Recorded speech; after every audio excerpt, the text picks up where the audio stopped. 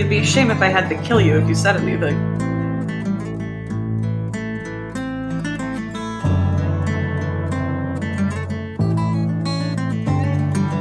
I told you about killing people, dude. I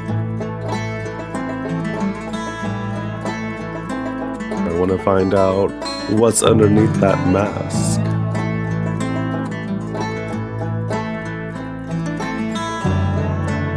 I'm not wearing a mask. I have fur.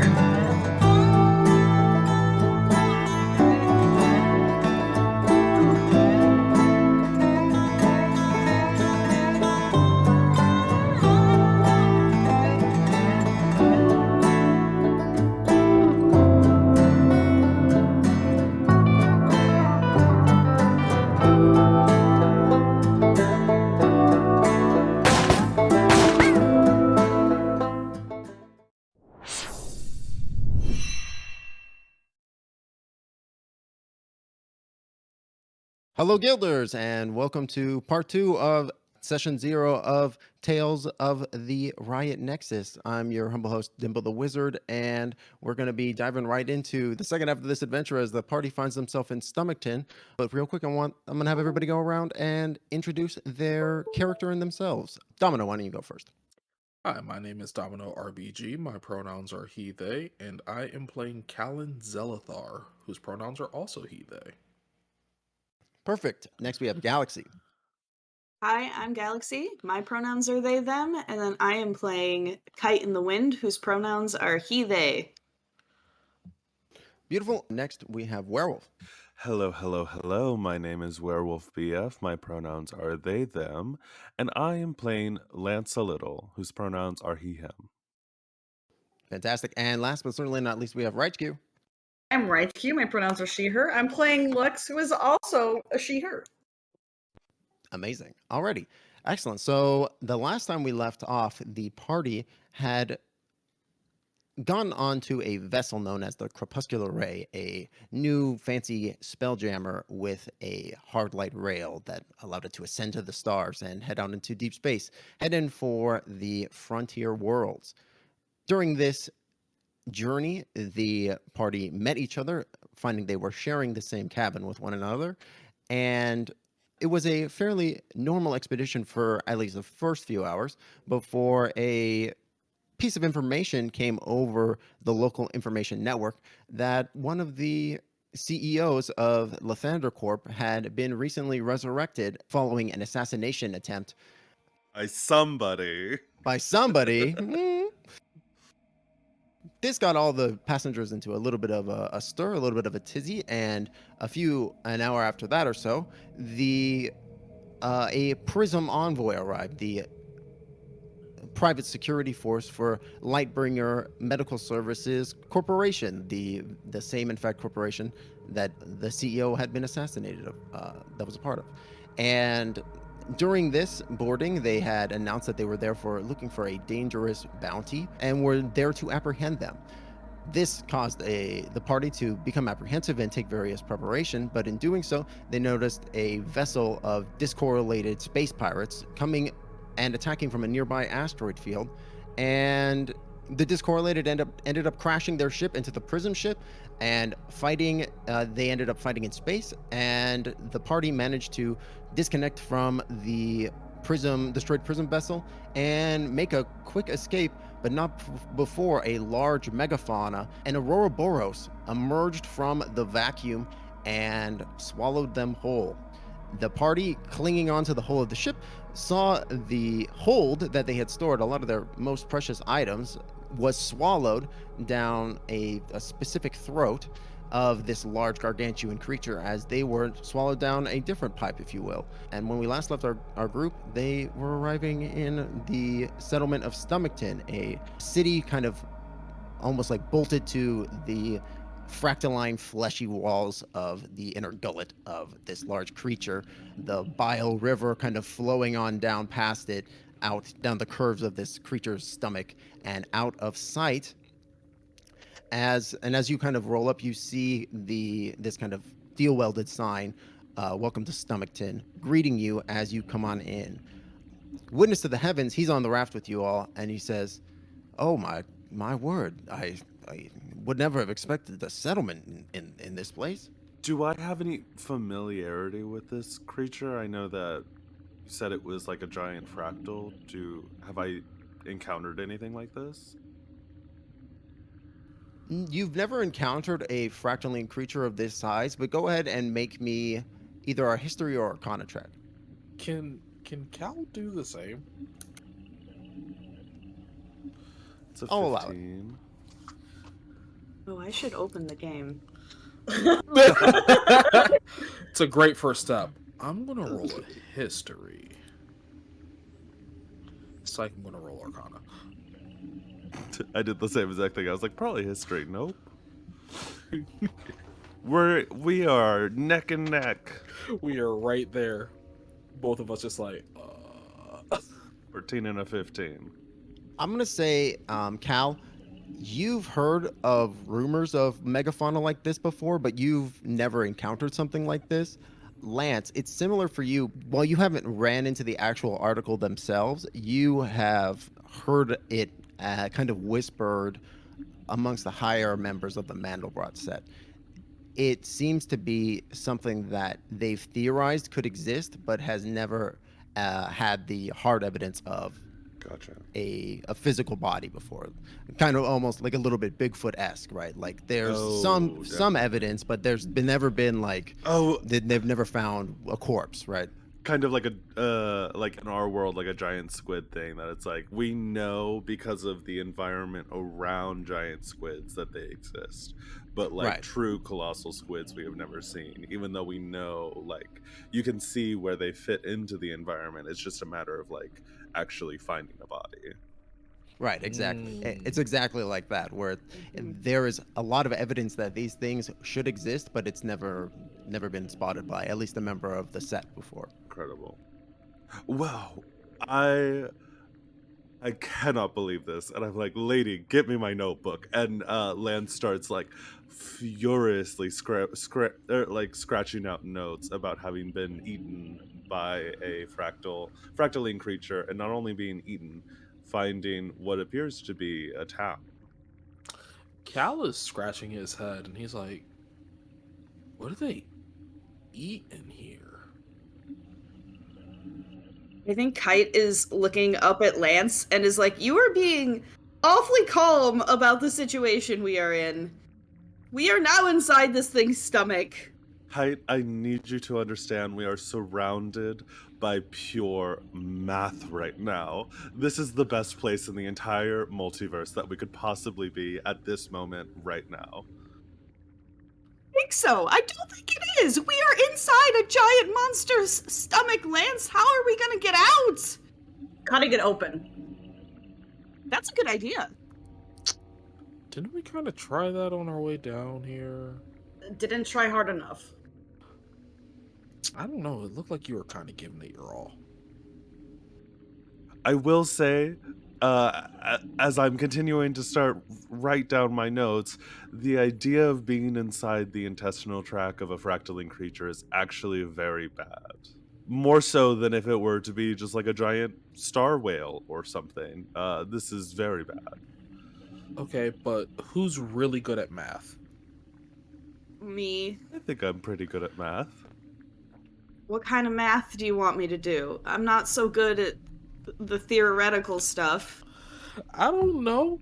Lance said that we are trapped in a being of pure math. So can you get to calculating and equating a way out of here? Oh boy, that's a huge question. That's not the kind It's of math kind I of do. like asking if like, oh, could you just magic us out of here? It's like, I would if I had enough time, but we are in a living creature with a digestive system. Well, the folks over there seem to be fine. Let's go see how they're surviving so long. Even though you on a raft. Say that again? Did you say that they're on a raft?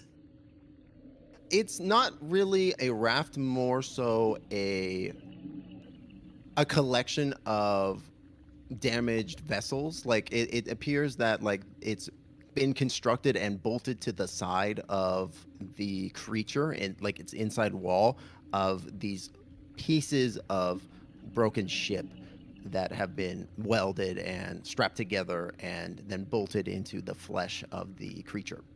Is it covering the whole thing? No, it's only covering a small amount of this inside wall of the creature. It's right at like kind of the entryway, and as you are floating down the raft, you feel the raft come to like a juddering halt and begin to get dragged towards the shore side, and you can tell, like you can see in the not water but bile of the creature, thick heavy ropes or maybe potentially chains, you're not sure, are like kind of bobbing to and fro in the muck, and you're being pulled inward, and you feel like this raft hole that y'all have kind of fashioned is being pulled towards the embankment. As you are doing so, everybody go ahead and make perception checks to see what you spot in the town. That was pretty good. Oh, Okay, great. We'll start with Lance. Lance, you definitely see very clear signs that there is rebels living in the town. Solari likes to have people all over the place keeping tabs on different communities and different aspects of the bubble, but usually they like to keep, unless they're like in an active military campaign in that location, they usually like to keep it pretty low key. They like to camouflage and blend in with the population, right?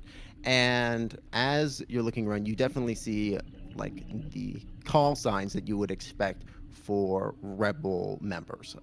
Like you see an inverted flag flying above a shop, which denotes that it is a rebel interface point.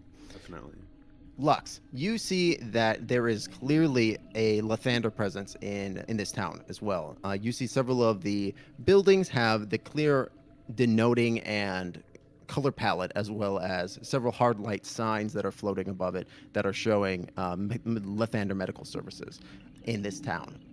Kite, while you're looking around, you noticeably don't see any like vessels in the bay. This dock appears to be a pure scavenging dock. Like you're kind of almost maybe imperceptibly or unconsciously rather looking for any other spelljamming vessels or space-worthy vehicles, maybe subconsciously looking for an escape route, but you do not spot any. The best that you find is a small dinghy-looking boat bobbing kind of in the acidic water. Okay, noted. And last but not least, we have Cal. Cal, you looking around, you see that there are a lot of people living here. Several folks have come out to the edge of the embankment and are pulling you in manually using a large crank that is like cranking in the chain. And you see that there are several dozen people that have come out and are looking at you all, and are attempting to help survivors, other folks who have grabbed other pieces of the hull of the broken ship, such as prism soldiers and other passengers, and are beginning to pull them in and help save them as well. As you are making your way closer to the embankment, you are about 10 feet away or so when from the waterfall behind you, the bio waterfall that y'all had rode down here, you see a glowing light flash down from the entryway and with a large sploosh land in the bio river, and the glowing light surfaces and begins to kind of float downstream slightly. What do you all do as y'all kind of, as the raft touches the embankment? Al is going to button his coat at the waist so that he can better hide his holster. He wants to look like as little of a threat as possible. I think Kite has like sort of drawn his arms in so that his cloak is just completely like engulfing him, and all you can really see are like his nose and the tops of his ears. And he's kind of like, Lance, this is a dead end. We can't go anywhere from here. Listen, a dead end is just a door that has not opened yet. Will be fine. I'm positive. And I think, like, kind of as we were moving towards the embankment, I started having Lady shift down in size, so she's back to tiny on my shoulder. All right, awesome. Lux? How does Itzel look right now? Itzel has become a very small puppy. Oh, oh, The okay, He's a little baby now. okay. little baby Itzel. She's gonna pick him up, say something under her breath that you can't really hear, and then she's. Is it obvious where the fucking cargo went? No, you went. If this thing were a sewer system, you went down a different pipe. Oh. Can she look up to see if there's any way that you could possibly scale up where they came from? As you look up, you see that the entry point that you came through, the way down this creature's throat, it is opening and closing at a regular interval, and you see as it is doing so, like there are pieces of the ship that had not managed to make its way all the way down just yet, and as the hole shuts, it crunches down onto the metal and crushes it incredibly flat and basically atomizes it. It crushes it to dust, at which point the small pieces kind of float down into the sea of gunk down below. And as you look up, you do see that there is like the walls of it, where the bile is kind of flowing down, do look very wet, but you do think that, like, you were cutting it before, you think you might be able to jam pittons in there, but if you miss the timing on the thing opening and closing, then that would be very bad. Interesting. Hate that. Okay. You said that, like, the people of Stomachton are helping other people who were also felon just now? Yes, there's a bit of a rescue effort going on. Does it look like anyone's leading the charge? It does, in fact. It looks like there are two different people leading the charge. There is a stout dwarven woman with red hair who is helping, and there is another individual, also a woman, a tiefling with wings, who is pointing and commanding folks. She appears to be very corporate, the tiefling. Like leather wings or feathered? Leather. They're very bat-like. Yeah. Well, I think, at least for now, we can sort of mitigate the attention that was just on us while we were outside by helping to make sure people get onto the embankment, yeah? That's a great idea. Besides, folks just need help. And Also that too, of course. No, for sure. I guess. Cal's going to just, like, do a light jog up to the dwarven woman. Oh my god. Hello, ma'am. Reporting for duty. We're ready to help, ma'am. Oh, you're one of the survivors, aren't you? Well, how about you step aside and go get checked over for get a medical checkup to make sure you're all right. If we can't have you helping if you're already hurt yourself. Oh, ma'am, I'm, like, so healthy right now. I'm like so healthy.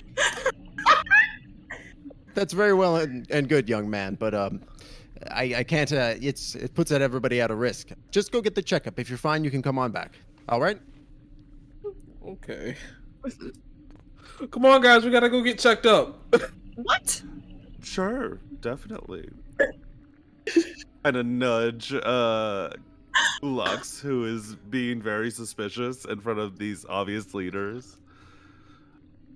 Oh, the tiefling woman is kind of standing almost on the opposite end of the pier, like very sectioned off gotcha. from the dwarven woman. They're very clearly delineated, and then the people that are helping are also very clearly delineated as well.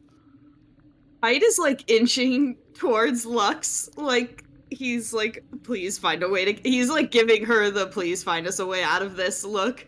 Hal's already going over to like the nearest medical tent. God. She definitely understands, and she does not react at all, but she does plan to do that exactly. Question: is this tiefling on a list of any kind? Oh my gosh. Oh my god. I'm gonna say no. You don't recognize this woman. I like how Wrights tried to ask that secretly, but also like not at all. Oh, I just mean the list. Just wondering. Anyway, Is she on my shit list? Do I have Yeah. something to do today? Yeah. A list of any kind. do I have something to do? Do I recognize anybody? Because if this is full of Lathander people and library and medical services, do I know of anybody that I am seeing at this moment?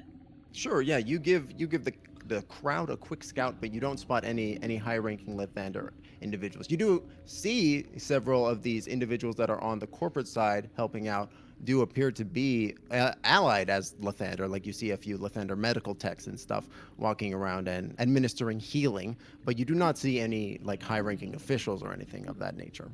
Okay. Lex is just gonna, while holding this puppy, is going to start kind of like casually wandering to kind of scope out if there is possibly any other way or weak point of this creature that they're inside. Sure. Yeah. So it sounds like Lance and Cal are heading off to get the medical checkup. Yes. Yeah. And where's Kite going? Kite is standing like a confused dog that's been set in between both of its owners and doesn't know what to do. And he's looking back and forth and then follows after Lance a little. And as he does in Giant, he's like, Lance, this is a bad idea. They should not see... Oh, God. But he's like purposefully speaking a language that he doesn't think a lot of people around here would necessarily know. Lance puts a hand on your shoulder and squeezes it a little bit. And these clerics of Lathander, are they humans? What kind of creatures are they? Several of them are human. A couple of them are half-elven. Half-elven. I'm going to spend a first level spell slot and cast Protection from Evil and Good, specifying... Oh, I don't have to specify. It's just all these things anyway. So aberrations, celestials, elementals, fey fiends, and undead. Disadvantage on attack rolls against the target. Can't be charmed, frightened, or possessed. You just feel like a bit of a warm energy radiate from Lance's hand. He replies back in Giant. Just a quick hiccup. Would be much worse for us if we tried to avoid this. They are trapped in the stomach here with us. Even if they wanted to do anything, have nowhere to go. I guess that's fair. Awesome. Yeah. So the three of y'all kind of wander off, and you see that Witness to the Heavens. He also comes with y'all to get a medical checkup, as well as several of the other folks that were on the raft with you. Lux, you walk off. You're kind of just. So you're looking for weak points in the stomach at large? Yeah, just any kind of exit, like looking at the possible exits in this place, if there are any or any that can be created, escape plans basically, while just laying low with, as best as she can amongst everybody. Sure. I'm gonna say go ahead and make a stealth check, just to see how well you're keeping eyes away from you.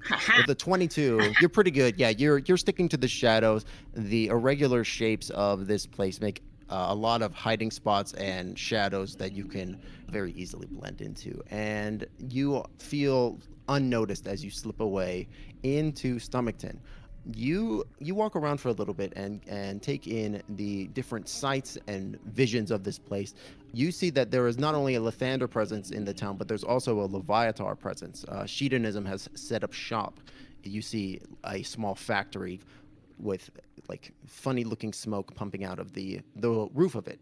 while you're looking around as well, other than the entryway that you came in through, you do see that there is a out of the stomach as well that leads lower into the beast, where the kind of river ends up flowing downstream. And as a cursory experiment, you find a section of the town that comes up next to the wall and experimentally cut away with it at a dagger. And you find that, much the same as Cal shooting it, as the blade cuts into it, if you could call it flesh of the fractal creature, ends up just replicating and dividing, and it ends up kind of almost thicker than when you had cut it before. Paradoxically, it's almost as if like attempting to penetrate it with a blade by slashing at it causes it to divide instead of actually separate. Does there seem like any... You know what? Actually, I think she's going to try to get closer to the Leviathan place with the smoke and see what the fuck is going on around there. Yeah, absolutely. You creep up on the premises, darting guards and avoiding individuals. It's not that well guarded, and so I'll just take the 22 from before.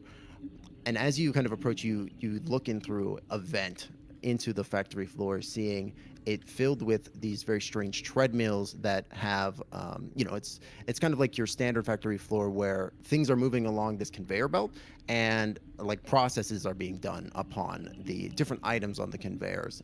And you see from a large like input slot in the side of the factory, almost like raw components from the fractal creature, like chunks of its flesh, pieces of like different colored fractaline organs. You see just various hard resources of the Auroraborus being dumped in and like converted into different things.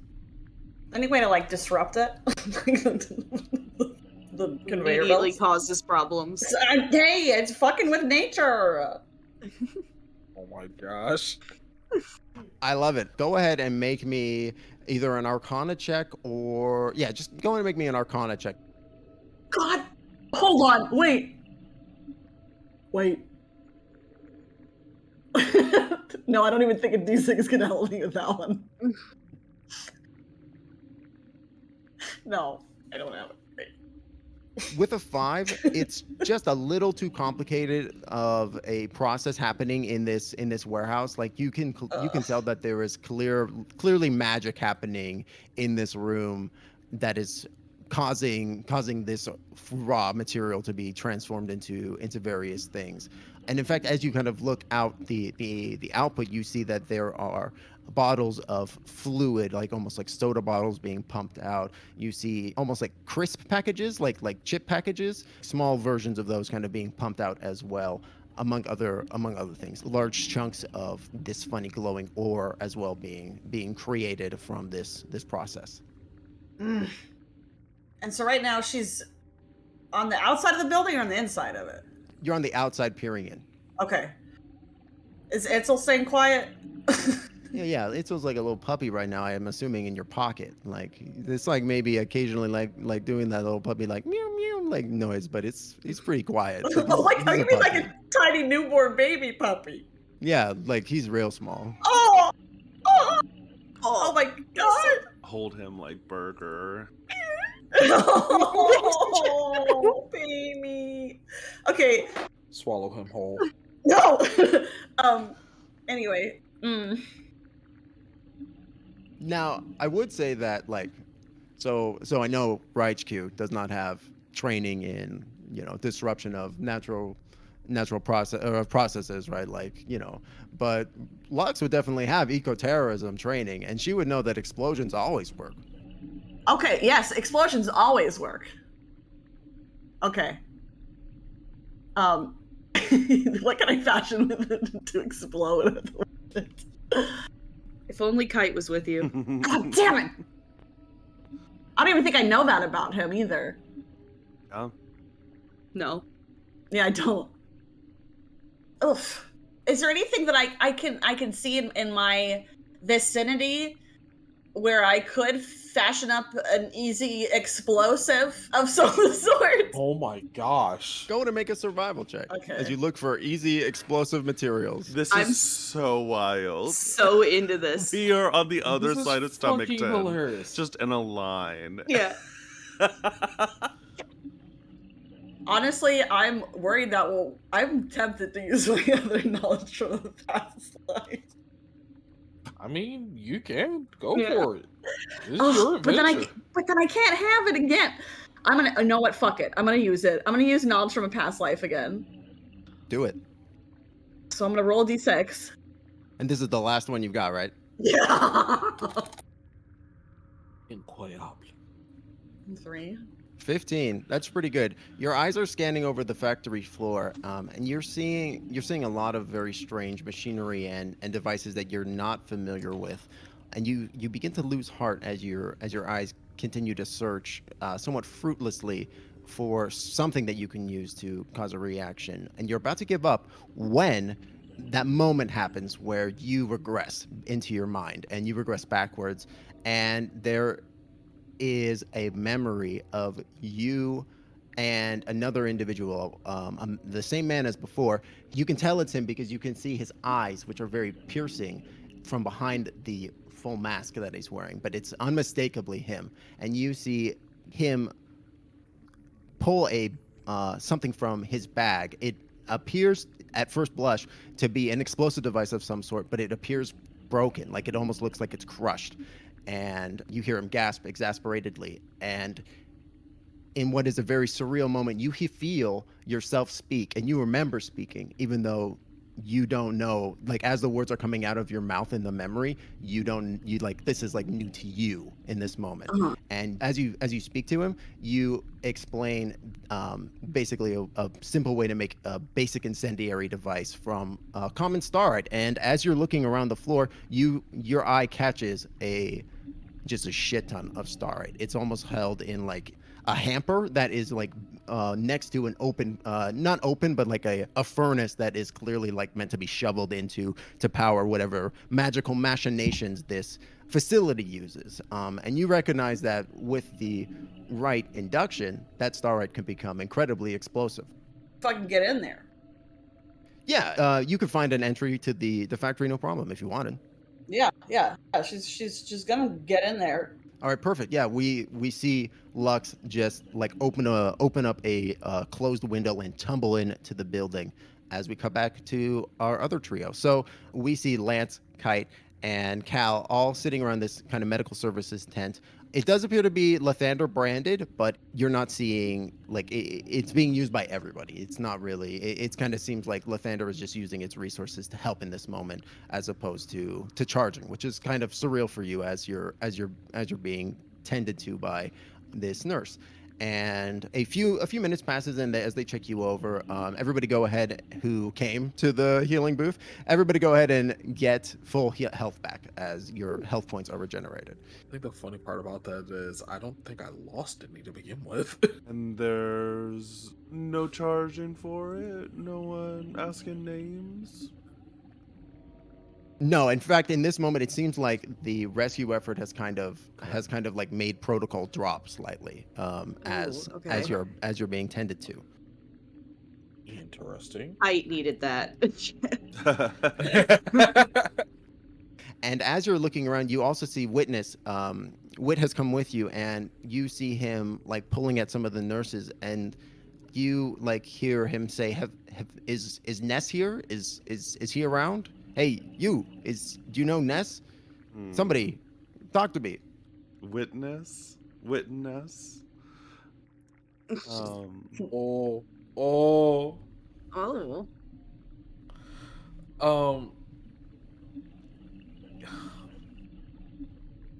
Cal's gonna go over to him. He's like, hey, who, Ness? Who's Ness?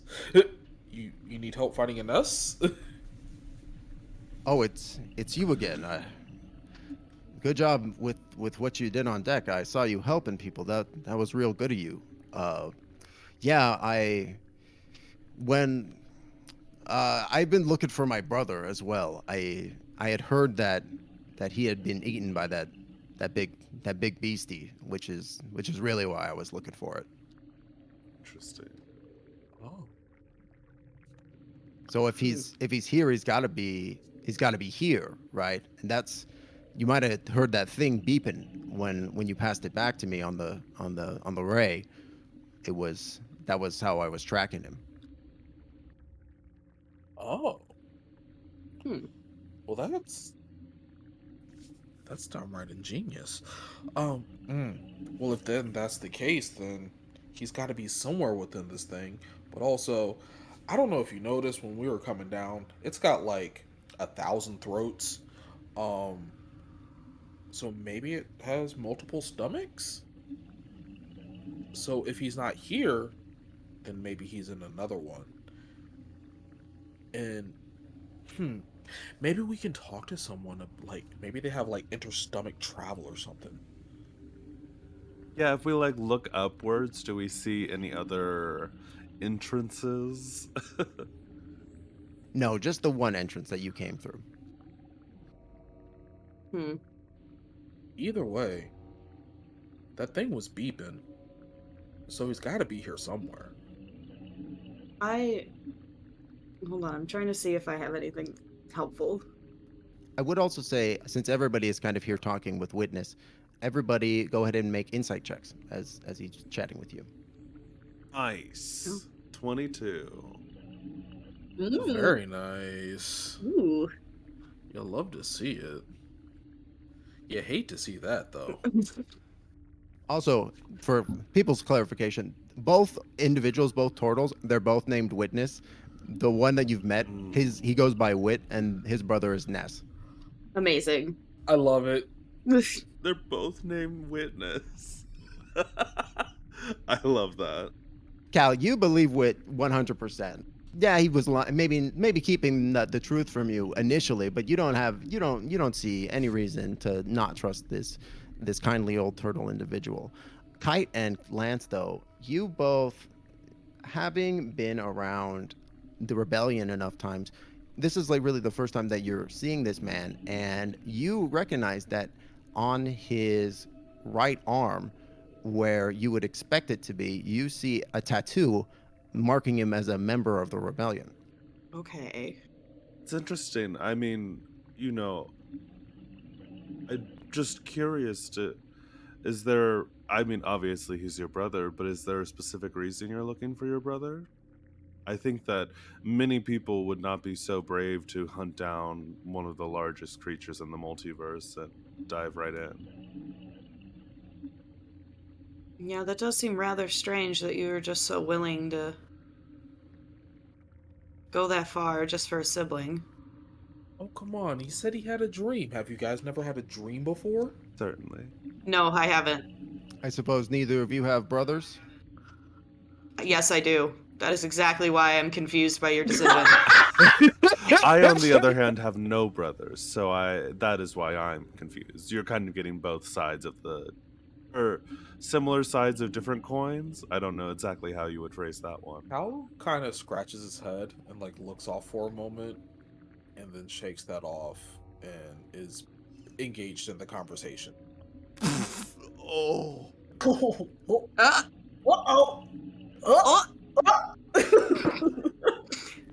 Noted. All going on face journeys. Yeah. Wit replies, well, I'm sure that there must be somebody in this town that knows what's going on.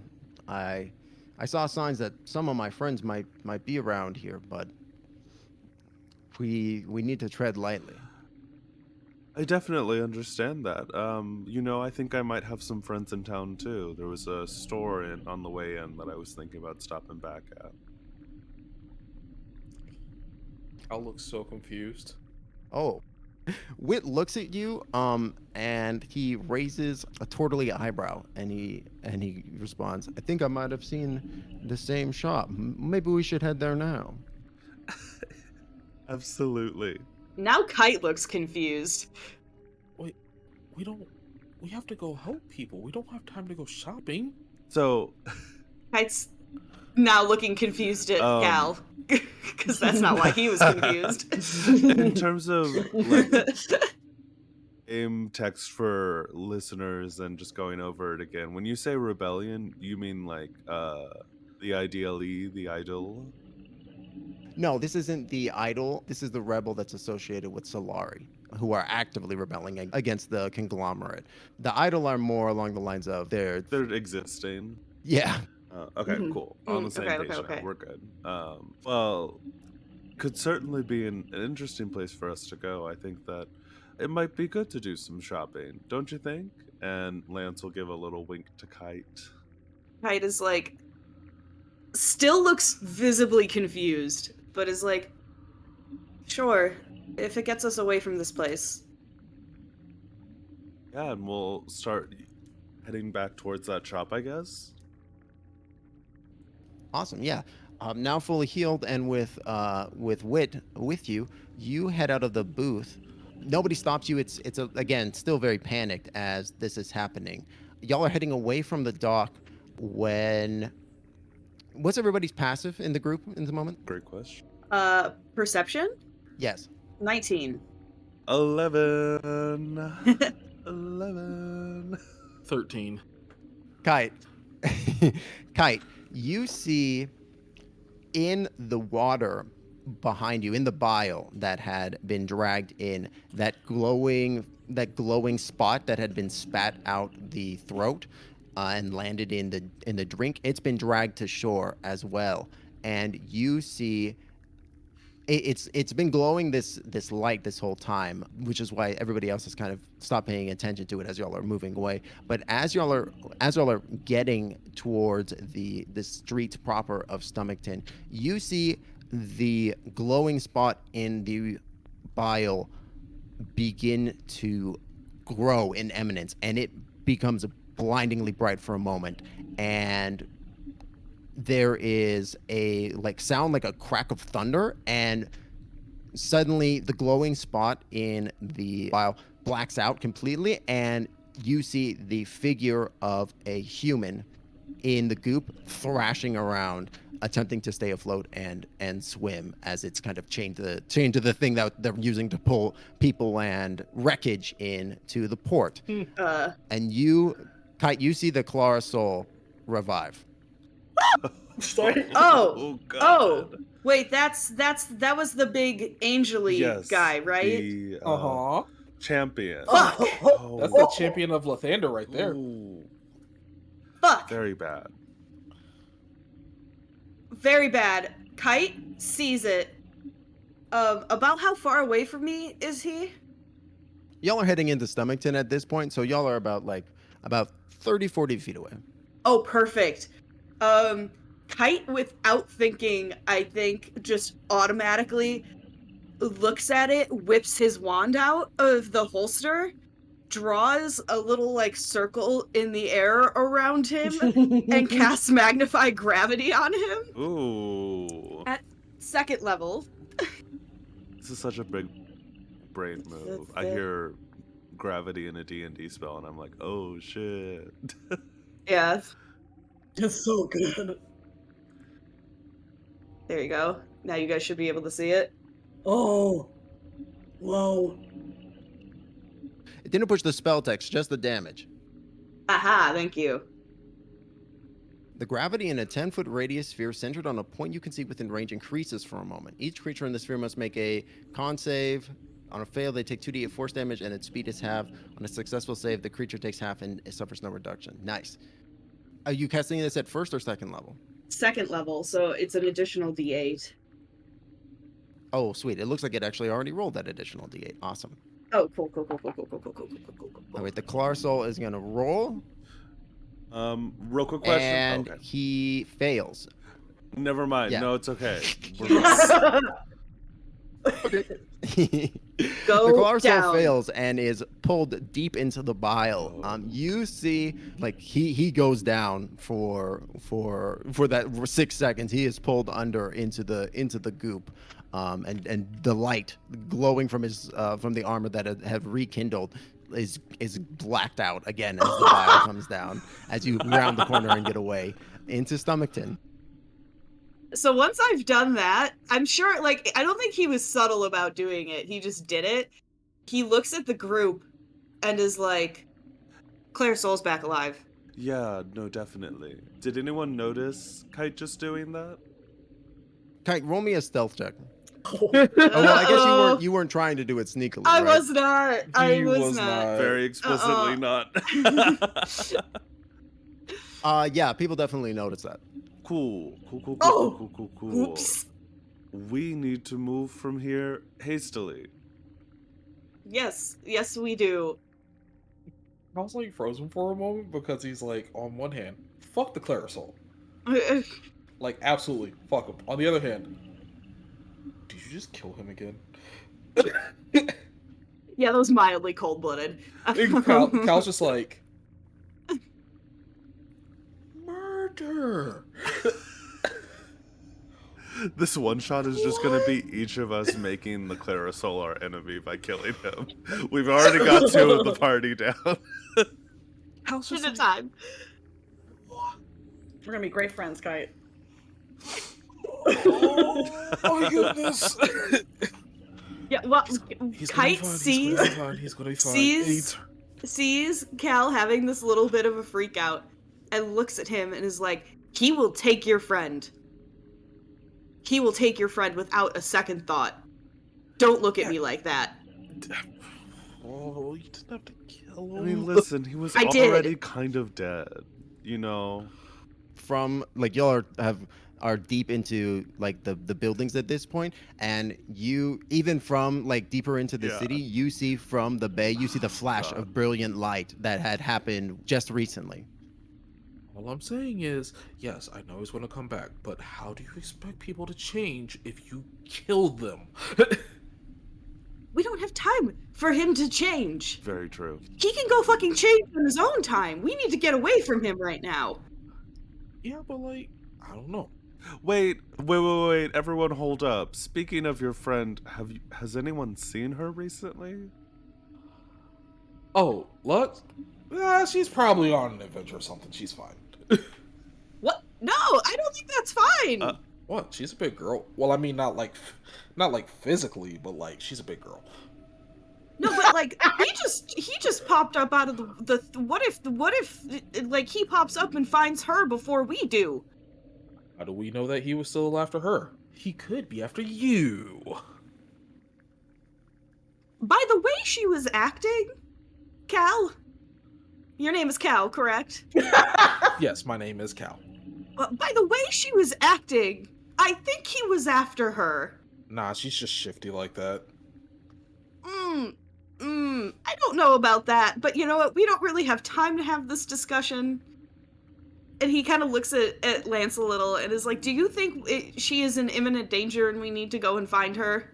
Well, knowing the Clarasol is here has created some developments, read problems, in regards to your traveling companion, considering the news everyone had just received and the reason that he was even here in the first place. I mean, I'll just say it. I'm pretty sure she killed that dude.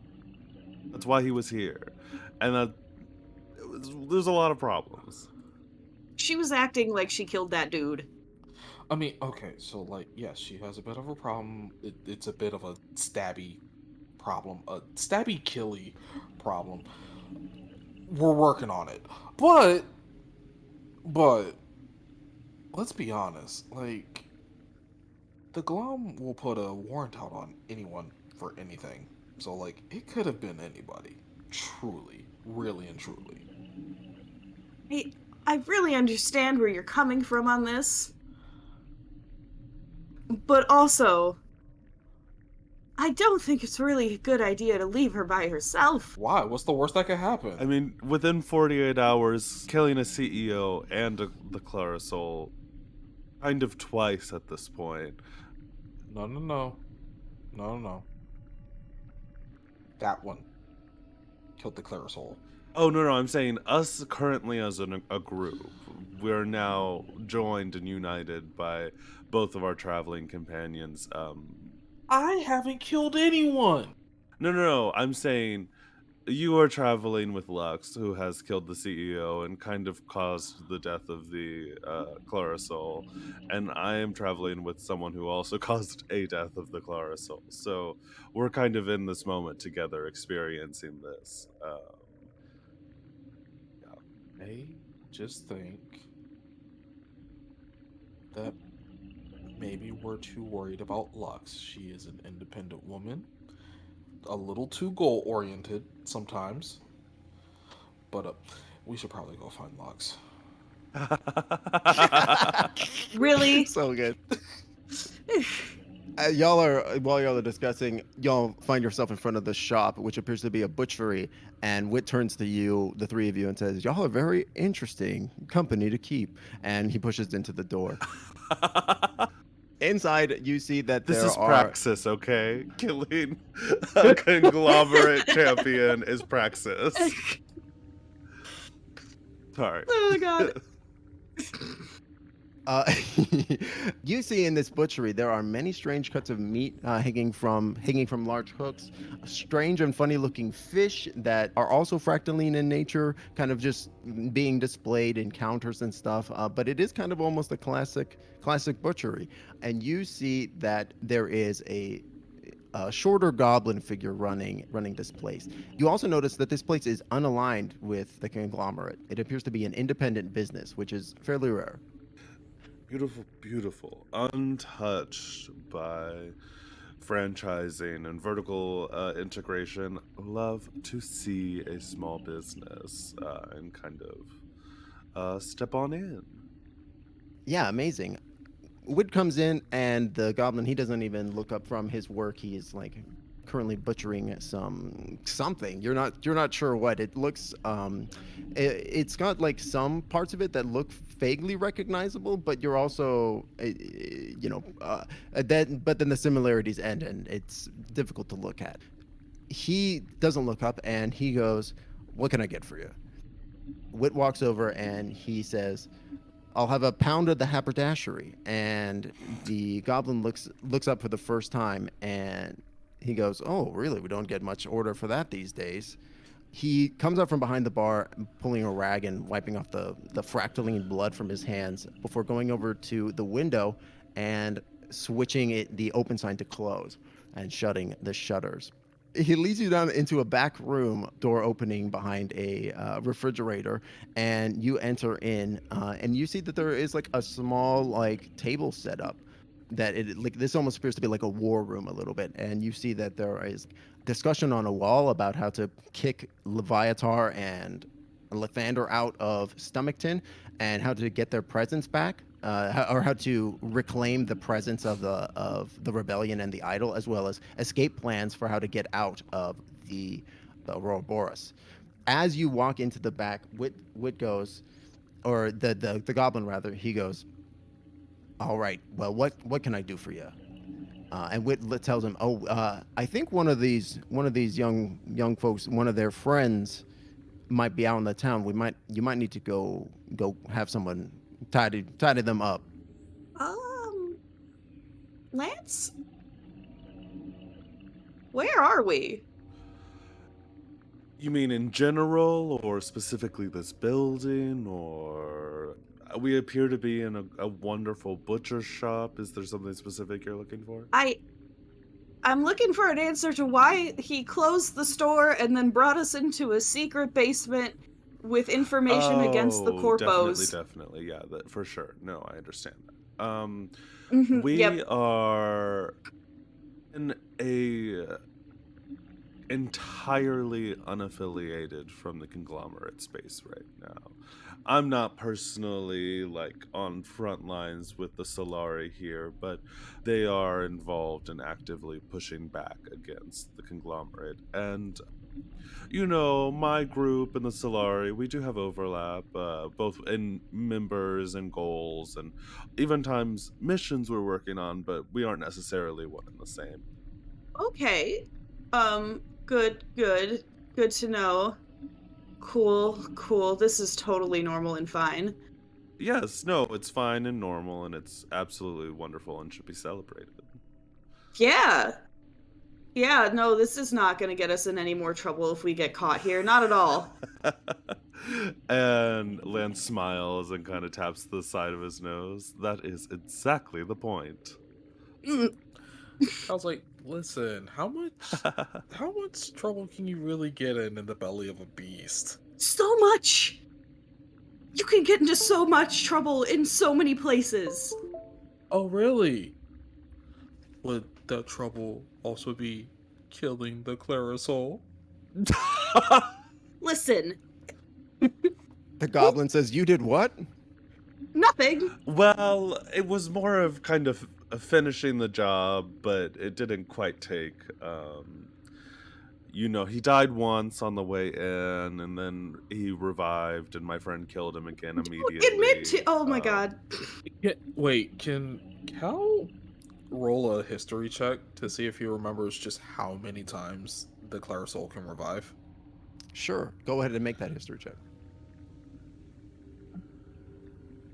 Well, that's 10. You do not know the exact count of the current Clarasol's resurrection. However, you do know that it is usually typical fashion for the current Clarasol to display their resurrection number on their person. Do I remember what number I saw on him? With a 10, yeah, it was. You don't remember the exact number, but you do remember it was triple digits. Oh, okay. Cal's just like, I mean, like, it's really messed up that you killed him, but also, I think he's got a good amount left. Saying that. Stop saying out loud what I did. You did it Fine. We're outside in the basement, in a front of belly everyone. a giant, like semi-aquatic space whale or space whale serpent thing. Like we are okay. Just as you're saying that, Lance, boom! You hear an Fucking of explosion, course. rock stomach time. God. Cal, now, I want to preface this by saying this is 100% just gut on Cal's part. Like, does not actually know. But he does just kind of like stand there. And he does say very quietly, okay, you guys were right. Maybe we should have gone and gotten Lux a bit sooner. Oh God. Of course we were right. So we cut back over to Lux. Lux, you flip out of so we cut backwards like 5 seconds. You flip out of the building from like a high vantage point, and you're tumbling through the air just as the building explodes behind you, and we go to slow motion as you're tumbling through the air, just like the explosion. You're like riding it as you're like flipping out of it, very action hero. And you land in like the classic 3-point superhero pose as like debris litters around you, as you know people are freaking out, there's screaming going on. What do you do next? I just make sure it's all good still and probably is fine, and also just get up and kind of reassimilate back with the crowd. Yeah, you look in your pocket, you look at Itzel, he's fast asleep like a baby. Oh, he loves the sound of explosions. He loves the sound of explosions. Puts him right to sleep. It's a lullaby, you know? Amazing. Oh my god. Yeah, go ahead and make us another stealth check as you've busted out of this window and are trying to like just blend back into the crowd. For a second, it sounded like you said you were gonna say make a snuggle check, and I was like, you know what? Oh, So real. snuggle check! Roll to snuggle, Itzel. Snuggle check. And every roll is a crit success. 24, yeah. Using the chaos of the explosion, it's actually quite easy to, since you know everybody is looking directly at the now flaming factory, you find it very easy to dart away into the alleys and you duck away from the explosion. You're kind of like running. You're not really sure exactly where, just knowing that you need to put distance between you and the now blown up factory. When running down an alley, you come across an individual, also a goblin, who is kind of like looking around, and he goes, "Hey, are you one of the new people in town?" And he gives you like a little eyebrow wiggle. Just a little eyebrow wiggle. She puts her hand on her dagger, first of all. When he sees you take that offensive stance, he puts his hands up and he goes, "Whoa, I'm not looking for any trouble. I have just some friends who were looking for their other friend, a very tall man, another pretty tall man, and a cat." I have no idea who you're talking about. That's very reasonable. Fair enough. Fair enough. I don't know you. You don't know me. I'm gonna let you go on your way. His hands are still up. He still looks very nervous at you pointing a dagger on him. But if you need any, fine cuts of butchery, you know where to find Sal's shop, and he'll like give you a salute and like run away, like looking very scared for his life. Perfect. Now she's gonna try to find the butcher shop. Oh my god. Oh my god. I love her so much. So chaotic. Yeah. Amazing. Yeah, you spend the next little bit of time keeping to the shadows. You see that the corporate presence in the town like magnifies by double, if not triple. Like you see jackboots walking down the street. Oh, you see shit. that the prism forces that had been on the vessel attempting to detain the target that was on the Ray.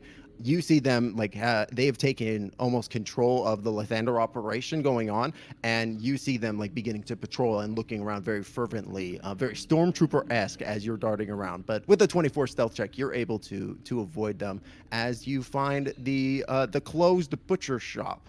But just as you're about to I'm thinking probably Lux would just attempt to bust the window and try to get in, right? Yeah. Just as your elbows about to connect with the glass, the door opens, and I guess Cal is probably on the other side of it. Hey, buddy. Hey. You She hops down and just makes her way to the door. been getting into some trouble? No. Insight check. He just blinks at her. No. Yeah, go ahead and make an insight check there, Kite. If you're attempting to keep this hidden, Lux, make a deception. Nat 20. Oh. I don't think she even cares. I don't think she cares. 24 total. What's your passive deception then? 13. 13. Yeah, you can both tell that she very clearly had something to do with it. There's tiny pieces of rubble on her clothing. She smells like explosions. She smells like smoke and fire. You see that on her gloves there are still like tiny chunks of starite that she clearly got on her when she was fashioning an explosive device. Is there just a little hair that's still on fire? Yeah, she's smoking slightly. Cal reaches over and just extinguishes an end of her hair, and he goes, "Sure, buddy." It's only trouble if you want it to be. Yeah, is that starite? That's certainly one way of putting it. Did you at least find out anything interesting in your little excursion? I think she just blew something up, and that was it. I mean, hey, is there a reason? Or was it just kind of, 2 p.m., time to go blow something up? Are we inside yet? Yeah, y'all. Yeah. At this point, I think that y'all have kind of been led into the back room and Okay, have gone back into the. Just clarifying if the doors are locked. Okay. So she's just yeah, Leviathar's set up here too. They're using this thing to manufacture something, but not anymore. Even out here? So you didn't even check to see what they were manufacturing before you blew it up? Did you check to see if there were, I don't know, people in that warehouse? No. Of course not. Listen, sometimes things just need to happen. Yeah, and innocent people get caught in the crossfire. I don't think any innocent people would be working at that factory. You don't know that. Some people just work because they have to fucking survive. You know the whole thing that we're inside right now that everybody's taking advantage of? Pretty sure this thing's innocent too. I mean, it was minding its business. Yeah, and look what they're doing to it. It ate us. Yeah, but not like You eat hatefully. things? Yeah. You don't know what I eat. You know, it's like the parable of the scorpion and the frog. It's what giant space worm, dragon, whale, lizards do. Entities do. Okay, this isn't an ethics problem right now that we need to deal with. We have other things that are a problem for us that we should focus on. For sure, definitely. Well, I mean, yes. Lux has also just created a huge target and just said, hey, we're here. So, this is going to be fun. Yeah, Sal the Goblin hasn't said anything at this point after hearing the news of the Leviatar factory explosion. And he says, no, it's good that they blew it up. They were, or it's good that she blew it up, actually. We never had the gunpowder or the manpower to really effectively be able to handle that. It was a little bit, we didn't want to attract attention to ourselves, but now because it was one of you all, or somebody new in town, it's probably not gonna look too suspicious for us rebels here. So thank you, I guess. You're welcome. Speaking of new in town, do you perhaps know a turtle named Ness? Yes. In fact, he also worked with us folks attempting to get back at the Glom, and he had recently gone on a quest to the lower intestines. He was a bit of a researcher as well, I guess like his brother here, and he theorized that a creature this magical in nature, it has to be getting that energy from somewhere, and he theorized that it was just gaining it from whatever magic it was eating, and that in order for that to happen, it would need to have a place where it put all that magic to digest it, I guess. And he set off in search of that place, and that was a little while ago at this point. Time is a little difficult to tell in the astral sea at the best of it. Much harder when you're in a stomach. But it's been a little bit of time since he left. I need to meet Ness immediately. And I turn to Kite and I'm like, I cannot believe I have missed him by what could probably only be a few days. The idea that I am going to hunt down this man just to discuss with him what it has been like living in this place. Kite looks progressively more stressed as Lance continues to talk. Kite, we're talking about a specialized stomach and organ for processing magic and turning it into a source for recursive magic. This is incredible. Okay, you're right. This is very cool objectively. But it is also objectively a really bad place for me to be. For any of us to be. This is a dead end.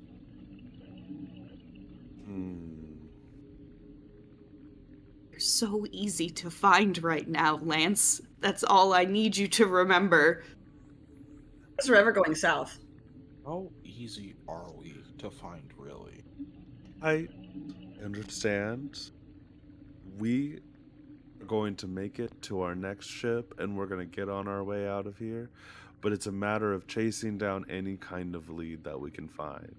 Because I don't know if we're going to be able to just get this thing to regurgitate us. And then what? Are we in a spelljammer when that happens?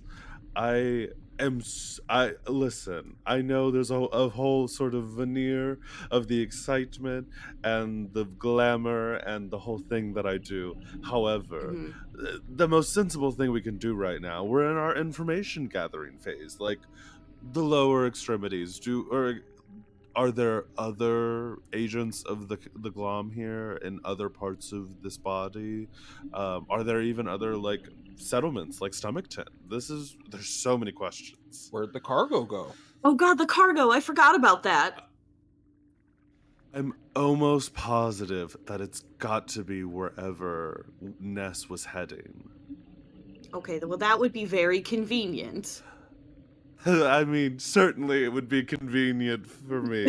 But I'm just saying, if it swallowed this cargo full of all of these magical items that couldn't be placed in the rest of the spelljammer, then there might be something there. That's what we were thinking. Sal the Goblin chimes in. We were hoping, because you might have noticed as you were making landfall at our dear port town, that port ain't got no spelljammers in it, and some of us want to be getting out of this place at some point. Some people want to be staying, and that was the other reason why Ness went. He wanted to find the wand of the founder of Stomachton, because they treat that, they have a lot of respect for him, and whoever holds the wand controls the town or some garbage like that. And Sal kind of shakes his hand flippantly, like he doesn't really care. But he goes, we're also theorizing that might be where all the spelljamming helms might be going.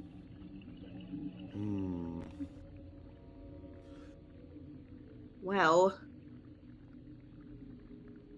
then maybe that's where we should go if there's a chance that there's a spelljammer there. I mean, I have obviously expressed that's what I'm interested in, but of course I am interested to hear what the two others are thinking in this moment.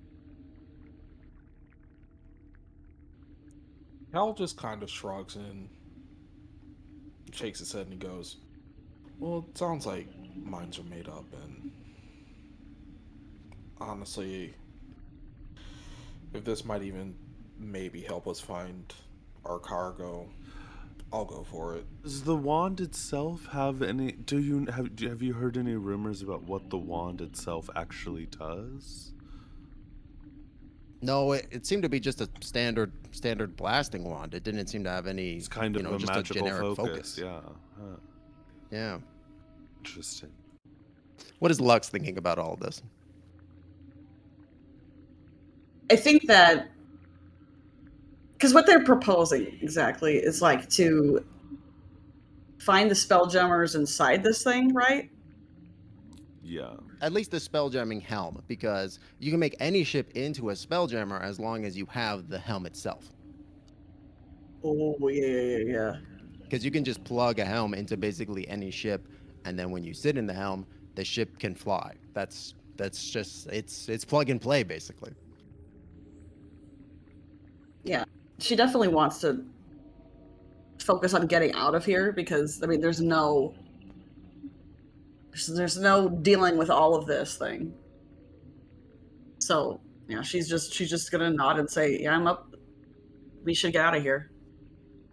Yeah, I think we have like a scene like where Lux is thinking, right, and Lux is picturing that closing and opening maw, right? Yeah. That's closing very regularly, and you do like you're an assassin, right? Like timing and finesse are like kind of your mainstays, and you theorize that like with a good enough spelljamming helm, you could probably make it out that gap. Yeah, absolutely. Yeah.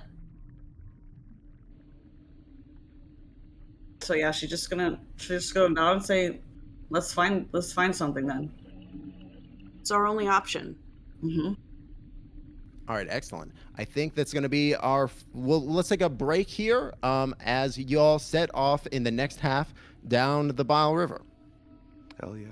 Gross. Down the bayou. There it is. Oh, wow. Ah!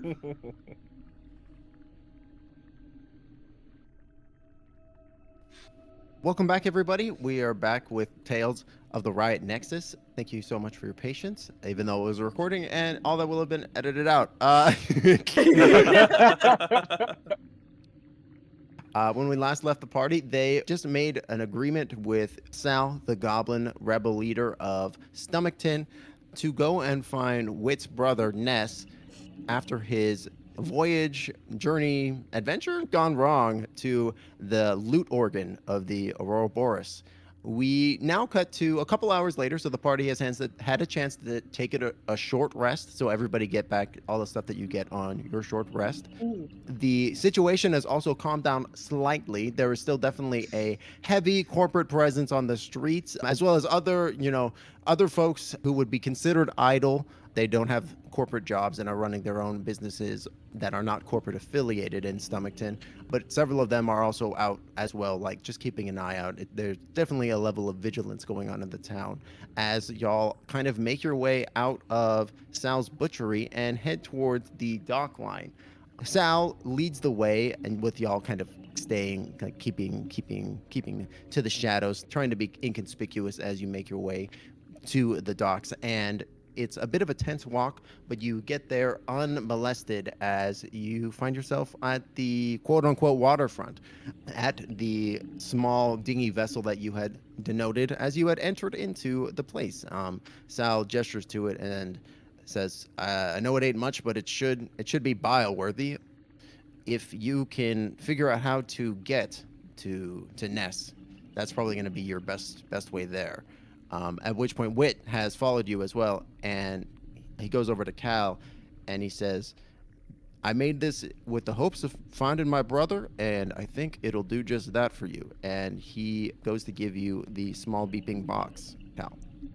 Oh, Cal very gingerly takes it, and he's like, thanks. Of course, try to bring him back safe, but they say he's been gone for a while, and who knows with this place. He might not have made it, but just knowing would be enough. I get that, but also still maybe keep hope. I'm sure he's fine. Kite's like edging closer, trying to take a look at whatever was just handed to Cal because it's beeping. Yeah, absolutely. Cal holds it above his head. You hold it above his head? Oh my. He immediately just like on sight hops to like actually take it. Ooh. He wasn't going to, but now he is. Cal's gonna try and keep it away from him. Okay. Cal, go ahead and make a dexterity saving throw. Kite, go ahead and make a sleight of hand check. No.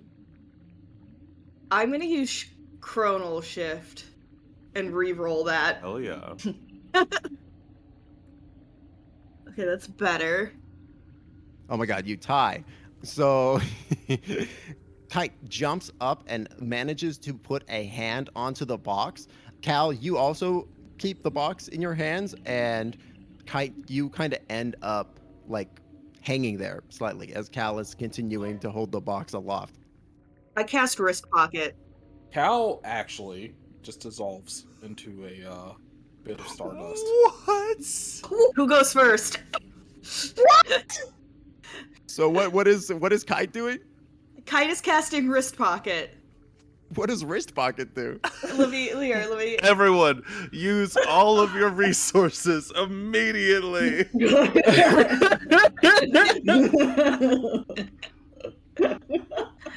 So I can basically put it into like a little extra dimensional space, so long as it's less than 5 pounds. So this is an action. Cal, is the thing that you're doing a reaction? Starlight Step. It's a bonus action. It's okay because it's a bonus action. I'm gonna need both of you to roll initiative to see who goes first. Okay. If it was a reaction, I would have just said that Cal wins, but because it's a bonus action. Oh, okay. What is 25?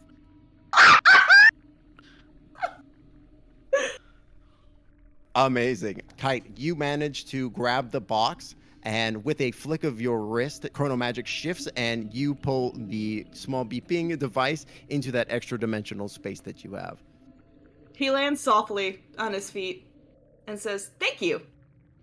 I was like 30 feet ahead of them now. Well, Kite, And he just keeps walking.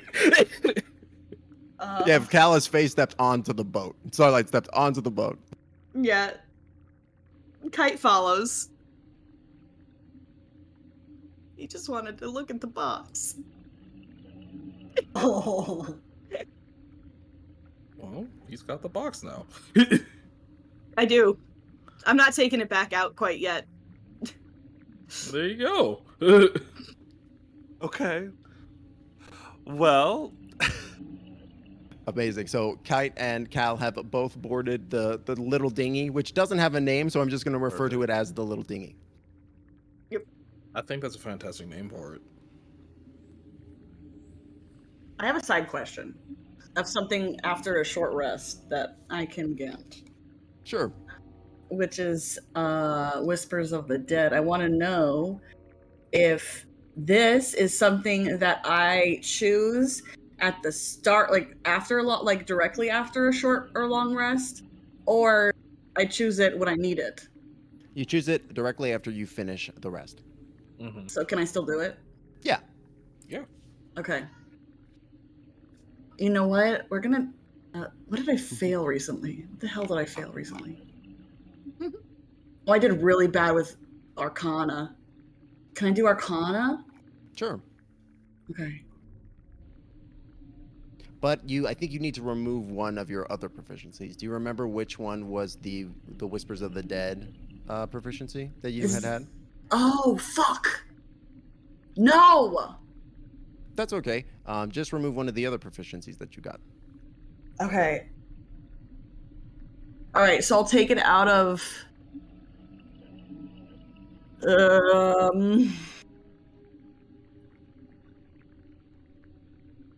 I'll take it out of Intimidation and put it in Arcana. All right, cool. Okay, so I just switched it. Great.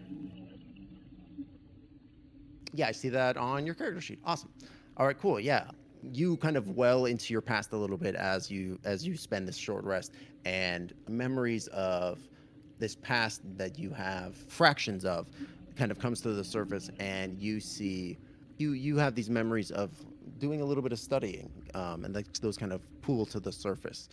And you're kind of, I guess, thinking about this as you're stepping, as you're on the shoreline. What does Lux do, when presented with the little dinghy? What does she do with the boat? Yeah, like you're at the shore side. Oh, it steps on the boat. All right, great. Yeah, Lux goes on the gangway and joins the rest of the crew on the boat. And Lance, yeah, I will go join. Could I do maybe like an insight, check the vibe do a vibe check on the room? The deck? on the deck, yeah, go ahead and make me just a perception check as you take a look at the little dinghy. 13. It appears to be a kind of like a more reinforced version of a ship hull, kind of like the one that y'all had ended up riding into Stomachton in the first place. You do see that there is a bit of a rudder at the end, as well as a couple of large paddles, 4 of them to be precise, that are kind of affixed to the sides of the boat. It looks like the ship has space for about 7 or 8 people, and it looks like there's like maybe a little bit of space that you could fit some stuff onto it. Gotcha. Lance is going to hunker down because he is so very tall. Standing on a dinghy for any amount of time is asking for a problem. Perfect. Yeah. Sal begins to undo the chains tying the dinghy to the pier, and he goes, "Good luck out there. There's been talk of, discorrelated people sightings, usually during the evenings, and who knows what else might be in there. So keep your guard up, and I guess follow the beeping." Thank you so much. All right, good luck. And he'll kick the boat off of the pier, and as well as with Wit's help, the dinghy will pull away from the pier, and the Bile River will quickly pull it into the stream, and y'all will flow down the river very quickly, gaining speed, being pulled down the curves and around the bend. As you are leaving Stomachton, you looking back over your shoulders, you see just as y'all are kind of going around the bend, a large force of individuals, corporate folks, have kind of stormed the dockside en masse, like weapons drawn, and you see Wit and Sal both raise their hands up in a surrender. And the current is so quick that you can only just see this happening as you are pulled down the river and around the bend. Shit. Can I jump? That's a terrible idea. Yeah, that's a very bad idea. Yeah, you all see Lux instinctively starting to stand up and go towards the Bile River. Lux, as you're doing so, you look down into the mucky, murky yellow water, and you see a few, definitely like a few corpses floating in it. They maybe were at one point humanoid, but most of the flesh has melted off of their bones from the acidity of the bile, and you see bleached white bone like peeking out. Oh, I was assuming there was some shore. I wasn't thinking of jumping in there. That's good. I was talking about the shore. This is just as like y'all are pulling away. You all have moved like several hundred feet away from the docking at this point and are rounding the bend as you see this happening. Got it. So there's nowhere to. Okay, got it. Yeah, it would be like a few hundred feet of Bile River. Don't worry, I'm not jumping in there. Oh no. What's the light situation like around here? It is lit up inside of this creature. There are lots of these almost like photophores glowing organelles like on the ceiling, like kind of dotting the way, as well as the walls. And it is kind of well lit, albeit somewhat murky, I would say. It's mixtures of low and bright lighting. So I guess we're heading down the stomach. We have any sort of? Did we get any info about how long the journey will take? No. Yeah, Sal didn't really seem to know very much about how long it would take. Just that it was theorized that you would heading down the river would work. Y'all are kind of following in Ness's footsteps in this moment. Sorry, I totally answered that in character. I thought that was an in-character. No. Oh, was it? Either way, I think it works. If we in character, we didn't ask. I think that's cool, and I'm cool with that. I didn't want to sound like a jerk. Oh no, you're fine. Once we're away and moving a little bit, Kite will flick his wrist again and get the box back in his hands. He's gonna like turn away from Cal before he does it. So that he can't immediately take it from him, and then starts to cast Identify on it ritually. What's Cal's reaction to this? He doesn't even notice. He's actually sitting there with like a look of consternation on his face. Sure, I imagine Cal is like maybe on the rudder. He's literally just like staring off at like where we just saw our friends like get yoked up by the corpos. Yeah. Okay, so he's not on the rudder. He's deep in thought. Yeah. He's so valid, frankly. Who is on the rudder? Somebody better get on the rudder. Be on the rudder. I trust Lance. Can pilot a boat. I can maneuver this. I have the audacity to believe I can do anything, and that includes piloting a boat through the belly of a space worm dragon whale thing. Sorry, my brain just immediately jumped to, who needs skills when you have gay? No, literally, I have the audacity. Oh, I'll steer the boat. He thought he could, and therefore he did. Mm-hmm. I need to do a check on that. Yes. Do you have any form of vehicle handling? God, no, I wish I did. But unfortunately, we're just going in. Beautiful. Go ahead and make me a survival check. Okay. And Kite, you ritually cast a little bit of time passes as y'all are going down the river. Kat, you ritually cast Identify on the box. Oh, nice. Natural 20 on the survival check. I have the audacity. You do. Lance, this is like natural to you. You feel like you've been going down the bile your entire life. Oh, You know, space, bile, sea, you know. It's just another day. You know, first time being swallowed by a giant space creature. However, not my first time in a boat. I feel like anybody looks like over their shoulder at Lance, like he's just got this like big happy grin on his face. Like, Whistling like just another day in paradise. This is watching Lance for sure. are you being subtle about it, or are you just like staring at him? I think she's staring at him. I think that Lance is fully just ignoring it, and he's whistling in the halls of the Goblin King, just fully having it like do do do do do do do do do do, like Oh my fully having a great gosh. time. I am not great at whistling, but Lance is. Hey, that's all that matters. Yeah, so Jolly Tune is following y'all as y'all coast down this bile stream. Kite, oh sorry. No, sorry, I was making a gross noise again. You're You good. keep mentioning bile. Yeah, I do apologize. Trigger okay. warning, body horror, everybody.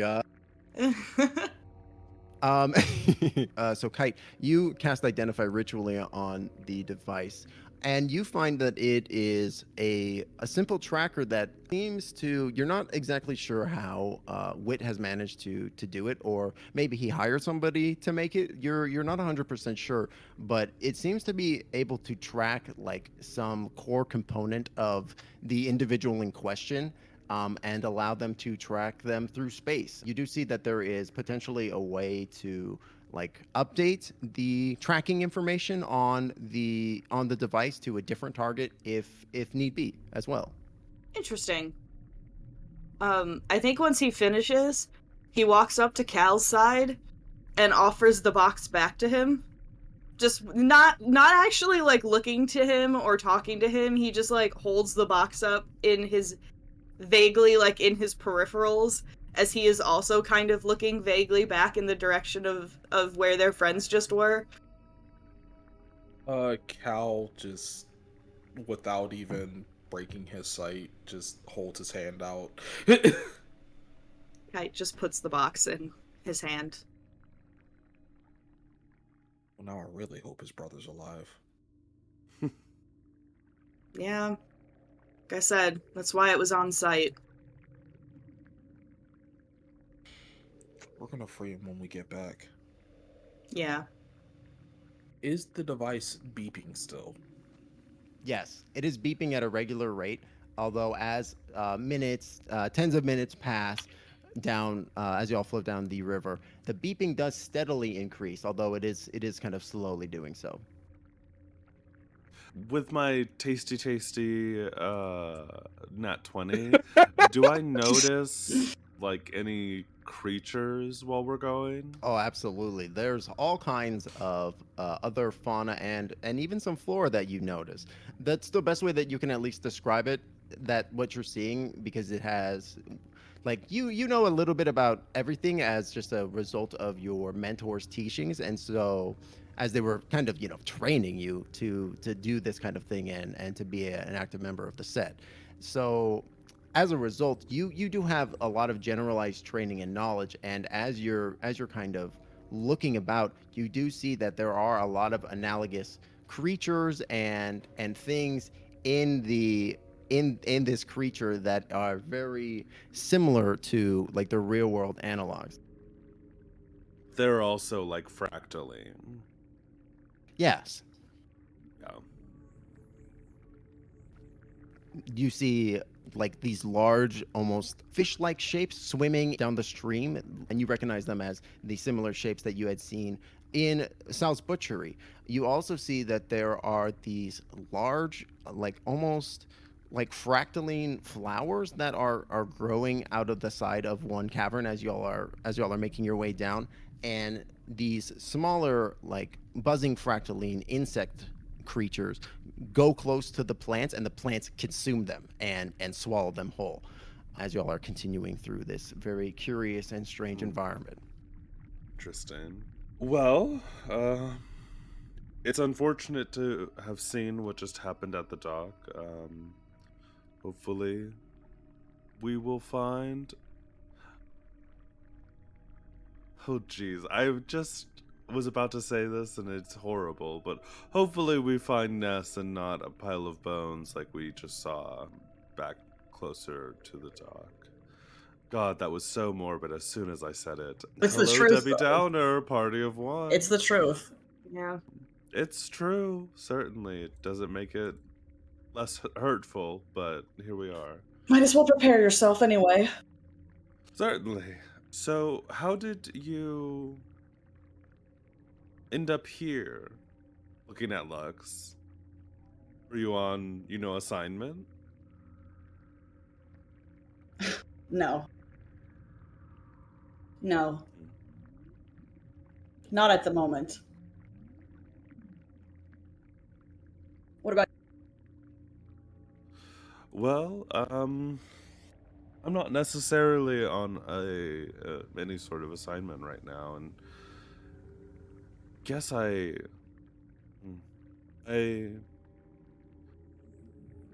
find it interesting that our group seems to have gravitated towards each other, and arriving here to this spelljammer, and then of course here to the Auroraborus. why you think it was orchestrated? Not insofar as orchestrated, but Kite, you do work in Dunamancy, yes? Yes. Well, I You mean, know that by now. yes, but we have new friends. I'm sort of trying to gracefully introduce them to that fact. I am curious if there's maybe some sort of interesting arcane interaction here, or I don't know. This is the kind of thing I spend all day thinking about with in consideration of the fractals, and this whole business of certain times, certain places, serendipity, maybe some sort of arcane destiny, gravity, something in there, something interesting. Well, It's incredibly improbable that we would have an interaction of the Clarasol and the discorrelation and an Auroraborus all at one time, and I'm staggered to think of the actual numbers of it. you're not wrong. It is fairly improbable. I mean, there's a lot of things that would have to line up for something like that to happen. There's a lot of numbers and a lot of probability there. But, I mean, I don't think it necessarily means anything. Sometimes things just happen. Granted, We could be terribly unlucky as a quartet. granted, I don't think I wouldn't be surprised if the Clarasol and perhaps one of the other things like the discorrelation or the Auroraborus were related to each other in some way, and we just don't know how. It certainly seems like the Clarasol was around because of somebody, and he vaguely looks at Lux. But, Yeah, simply a passing thought, I spend my days up in the clouds. I just something I've been thinking about. One thing is an anomaly. 3 is certainly something to consider. Yeah. I mean, I could do the math for you if you want to know. It's not necessary. Improbable things happen all the time. Every facet of anything happening is improbable, so there's no need to waste time trying to calculate it exactly. Calculation's the fun part, Lux.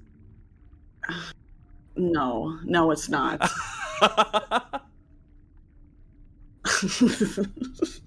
And you just see Lance is still at the till, but has pulled out his notebook again and has started kind of theorizing probability interactions. Oh god. Go ahead and make me a straight intelligence check. Oh shit, I was just doing flavor. Okay. Cool. Yeah, go ahead and make the roll because I think that's fun. Could I have help from 8? Sure. I could definitely be involved in rolling some ideas around. Amazing. Yeah, go ahead and roll that with advantage. Dirty 20. You start to run the numbers a little bit, and you find that in the ballpark, it's about, with the various factors happening, it's about 2.6 billion to 1. I mean, I don't want to, it's just one of those probability things. It's an incredible thing. And even if it itself is of no consequence, I think that it could be a fun moment to celebrate living in so rare a timeline as this one. Just smiling, the biggest smile. You did it anyway. Okay. Kite just kind of thinks about that for a moment and then says, I mean, it's hard to be optimistic in this situation. We're in a dead end. The Clarasol is on our tail, potentially. The people that we were allied with, or the only people we knew back in that town, have both just been apprehended. We're in a dinghy. We're hoping that we could maybe find a spelljammer somewhere in here, and then hoping that we're going to be able to fly it well enough to get out of that weird sphincter. I mean, listen, if we could have the opportunity of 2.6 million to 1, who's to say we couldn't overcome those odds? At some point, the odds are going to not be in our favor. The thing is, there is an infinite number of timelines where it doesn't work, and the beautiful thing about infinity is there's also an infinite amount of timelines where it does work. He does have a point. He does. He always does. Wait, you said the Clarasol, but we watched him get smashed to pieces. Oh no, he was coming out of the river. No, I think she's talking about before then, and even then, we just saw the light go out. Sorry, what? We saw him get smashed to pieces. Wait, when did you see him get smashed to pieces? When we were right before we came in here. Okay, yeah, no, I understood that correctly. I'm confused. What did you mean, Dom, by before? That exact incident. Oh, Like, okay. when they were getting swallowed. It's like, we just saw his light go out. We didn't actually see him get smashed to pieces. Yeah, Lex didn't see the light go out. She was doing something else. Got it. Okay, I understand what's happening now. She doesn't know about Kite taking care of him a second time. Oh, yeah, no. Yeah. He has died and come back and come back again. A bit of a busy day. Yeah, he was coming out of the Bile River, and so I used Magnify Gravity to push him back into the Bile River. He totally died, like, immediately. Yes, I drowned him. Which, hey, put a little chit in your little mark on your card. You've got another one down. Lex looks at Kite just a little differently than before. Listen, I was afraid he was gonna come for us. It's more respectful. It's more respectful than it was the last time she looked at Kite. That's fair. But I feel like he's still, like, trying to vaguely justify it, like, out loud to everyone. Because Cal was so disapproving of it the first time. Nice.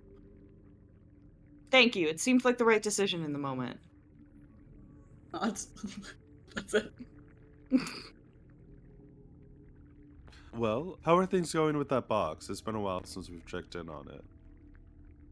So a little bit more time passes, and the beeping continuously gets a little bit more frantic as y'all continue down the path. And there is a moment when there's definitely the pitch definitely has increased significantly. And Lance, you feel the rudder of the dinghy begin to move under your, like, it begins to have some tension on it. Like, you definitely feel it is, like, pulling against you a little bit harder than it had been before, and the speed of the river has increased. As you are flowing down the river, the incline becomes much steeper, the speed goes even faster, and before you realize what's happened, the river has collided with a couple of other tributaries of bile going down the same direction and have flown together into one much larger river. And as you are progressing, you see coming out of one of the other ducts, one of the other streamways, a couple of funny looking ships similar to the first discorrelation vessel that y'all had spotted. These ones are like warped buildings that are being held together by fleshy masses, and you see that there are several of those discorrelated goons standing on these boats. But the real thing that catches all of your eye as that comes out of this tunnel, this tributary, is a figure standing in the middle of the boat, apparently glowing with a similar light as the Clara Soul, but not as brilliantly. And this individual is discorrelated as well, their body and flesh warping. But you see that they had at one point what looked like a hard light prosthetic that was that would normally be glowing that same golden color, but instead it glows with this inky blackness that is like almost permeating the space and radiating off of them. And you see like the contact points of this hard darkness prosthetic are necrotizing and warping the flesh, the contact points around the flesh. Everybody go in and roll for initiative. Oh. Oh. Hooray! Damn. Ooh. Oh no! No. Well, we got a bit of a spread there. I guess that's nice. So we are going to start with the top of the round. Cal, you are immediately brought back to reality at the sight of these discorrelated figures joining the river that y'all had been going down. What do you do? They're on a vessel, correct? Yes, they are riding on a couple of similar sized dinghies to what y'all are riding on. Like, how many are there? There are 2 different vessels, and there are about 6 on each. Okay. Hal is going to aim at the nearest vessel. And he is going to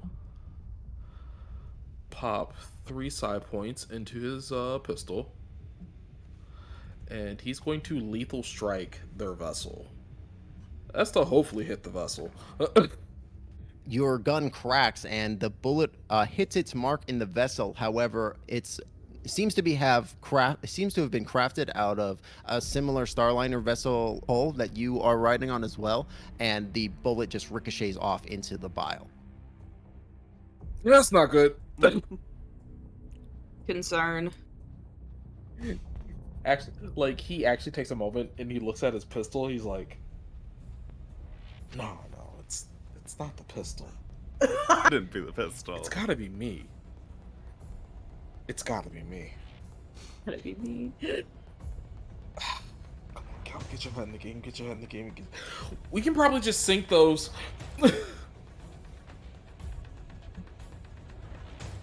Guys. Yep. Do they have helms attached? They do not have a spelljamming helms attached. They Ugh. appear to be using a rudder similar to Lance. Okay. It is still Cal's turn. Cal, do you do anything else? There's not much else he can do. Fair enough. All right, that's going to make it Kite's turn.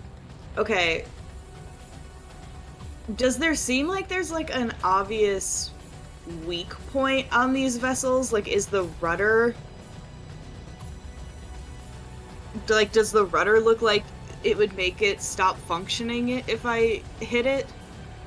No, it seems like y'all are kind of traveling down this stream. So the stream is really kind of pulling y'all more than anything. But you do think that if you were to target the rudder, they wouldn't be able to control it nearly as well.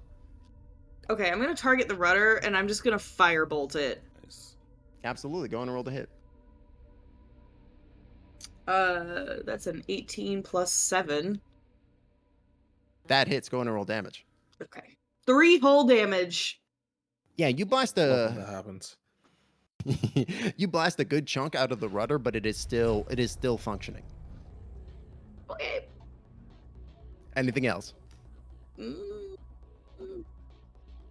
So let me hold on. Let me see if there's anything else I can do. Nope.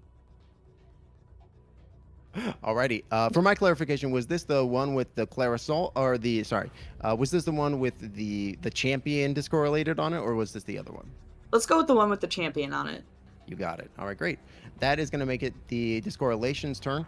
The one with the champion on it is going to close the gap between the two, between the little dinghy and their boat. The discorrelation vessel slamming into your boat, causing it to go rocking. Everybody make dexterity saving throws as this happens.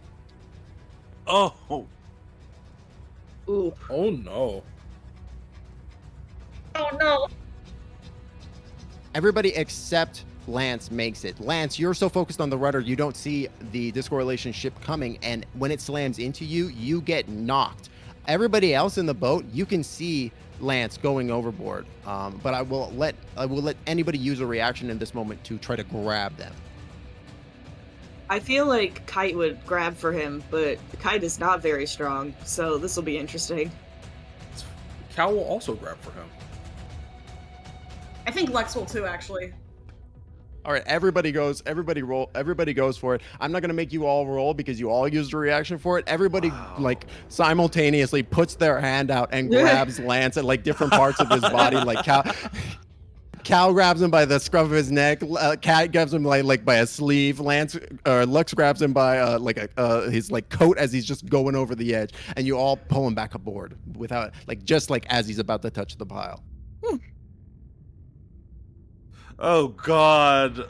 Oh God, I thought I was gonna get in the water, or the pile. God, please, No. thank you. You should have more balance Oh. right now. Yeah, that's what people need to hear right now, Lux. Yes, Great job. that's so helpful. So helpful.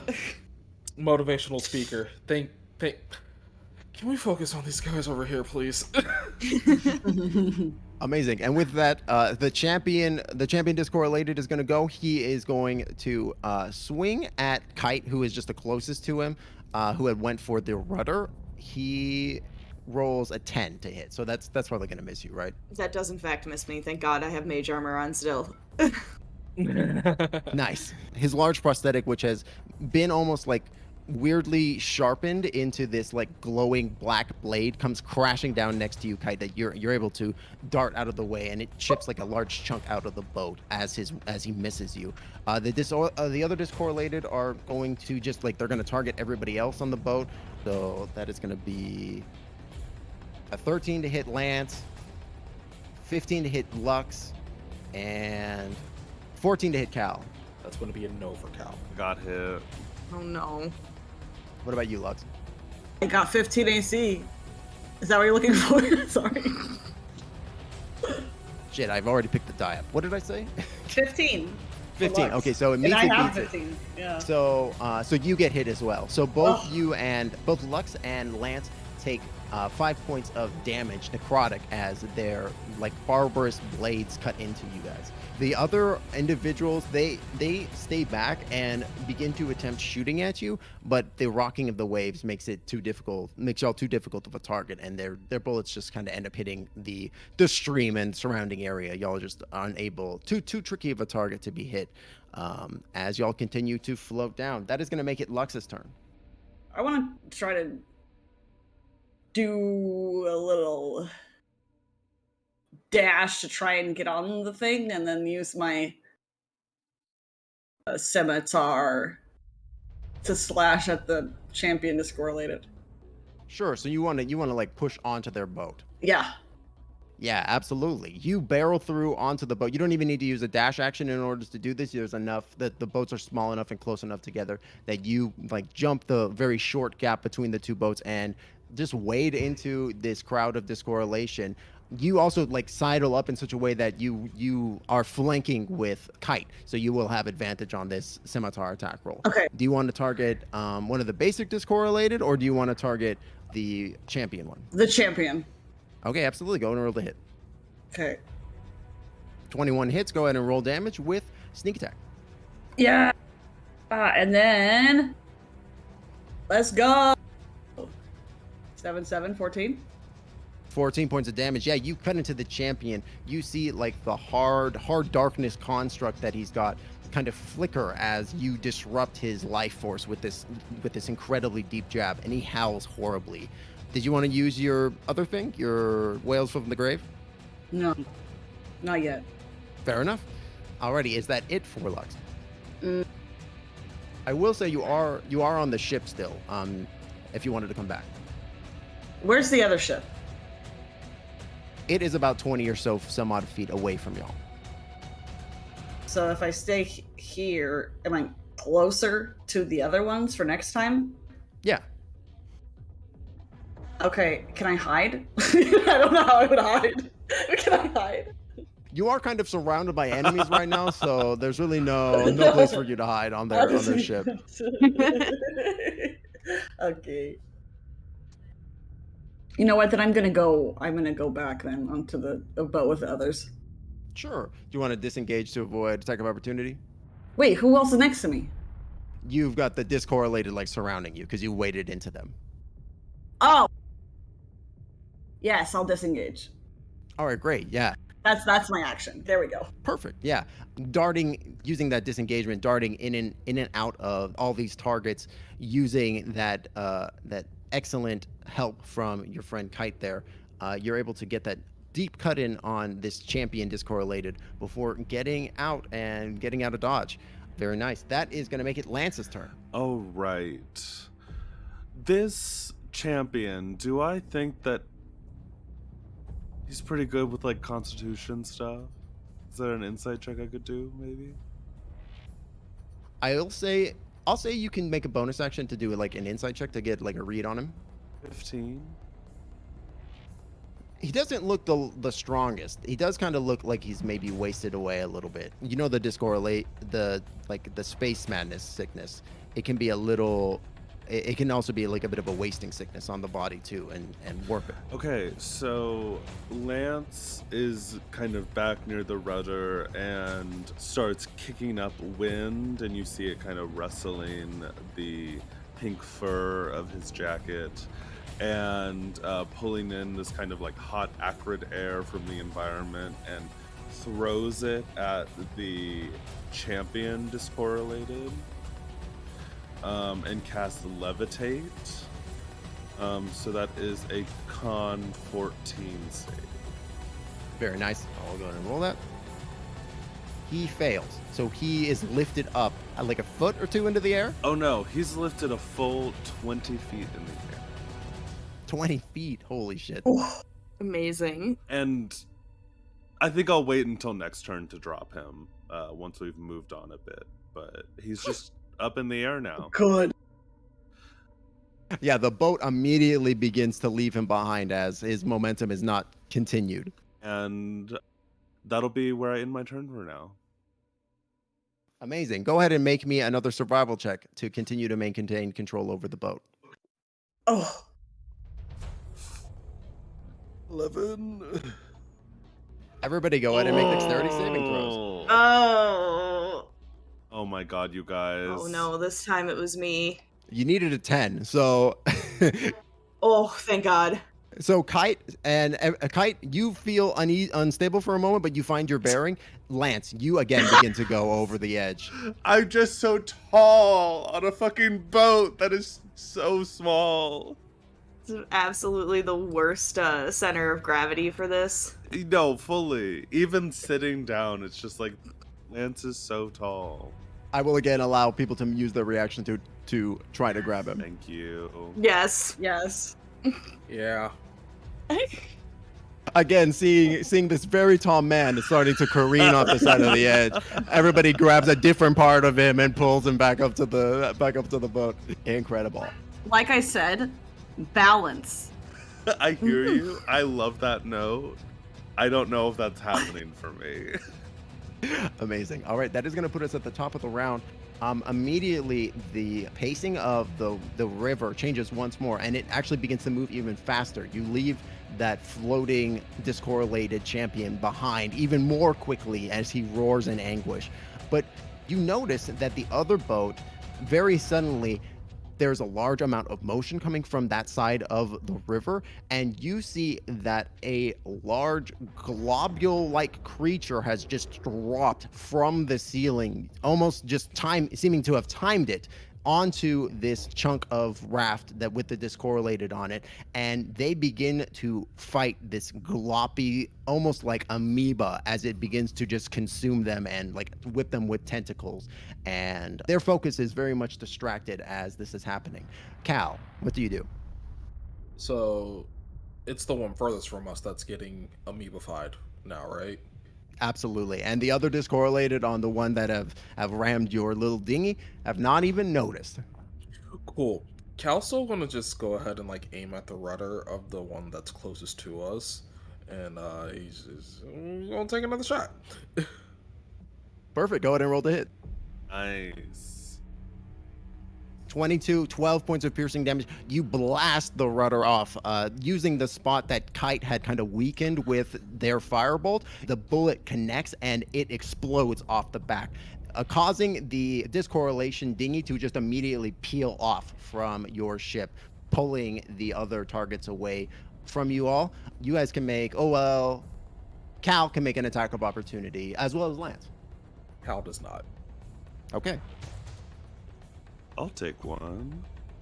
I mean, technically, also Cal used his reaction to grab Lance. I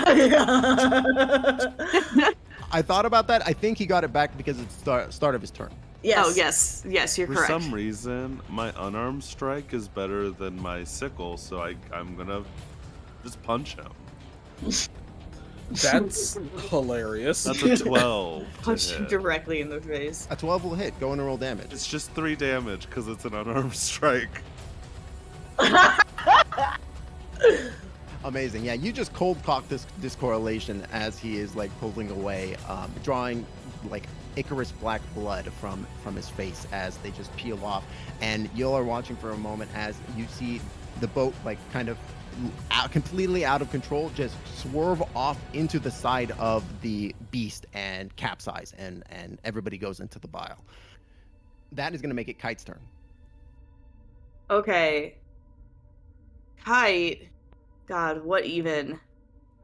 Kite, you're holding the beeping device, right? The tracker? I gave it back to Cal. Oh, Cal is holding it. Gotcha. While this is going on as well, Cal, holding that beeping device, you like revolver in one hand, beeping device in the other. The beeping device has definitely picked up steam, even more so. Beep, beep, beep, beep, beep, beep, beep, beep, beep, beep, beep.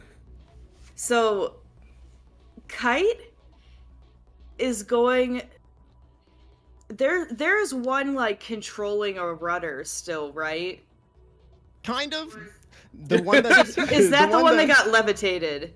No, that's the one that's being attacked by a big amoeba right now. Okay, so then in that case, the discorrelated that is currently on the rudder, Kite is gonna look at it and say, "What did the duck say when it crossed the road?" I need y'all to know that I am leaning forward in my chair for this. I know, fully. Quack quack! It's just a duck, dummy. And then he's gonna cast hideous laughter. So it needs to make a wisdom saving throw. Oh my god. It was the best thing I could think of in the moment. I'm sorry. Oh, that's really good. That was perfect. That was perfect. Oh my god. Is it an area effect or just a single target? It's just a single target. Okay. You said whiz save? Yeah. The target fails. So the discorrelation, he begins to laugh, and it is a hideous, inhuman laugh as he just doubles over, falling into the boat, like completely dropping the rudder. The other discorrelated, they haven't even noticed. Again, this giant amoeba is just like picking them up and throwing them off the side, consuming them, whipping them with its large tentacles. They've got their hands full with this large creature. Cool. So he does that, and then he kind of looks at the group and is like, "Guys, what are we doing from here?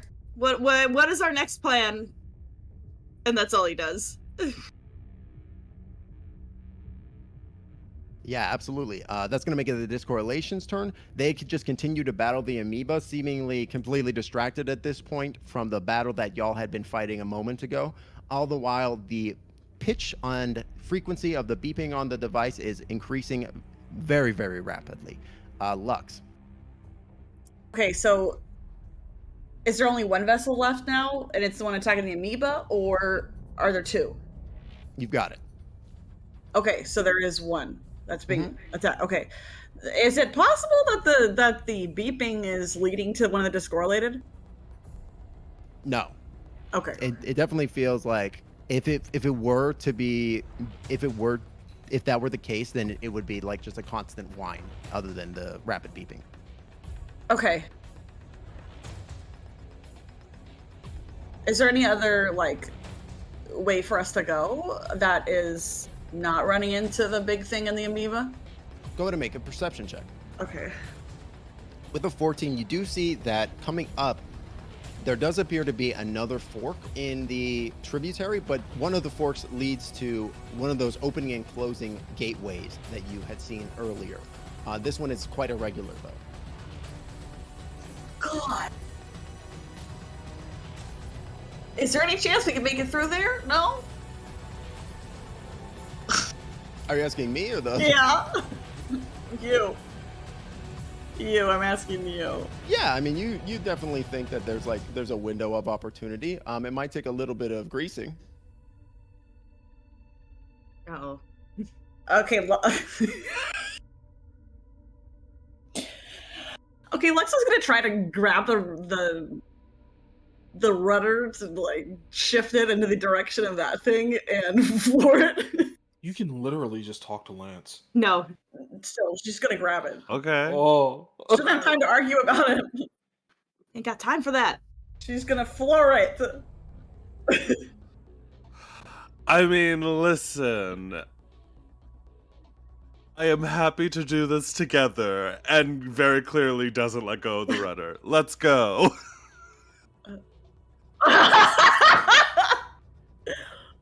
Good choice. Amazing. Lux, go ahead and make me a survival check.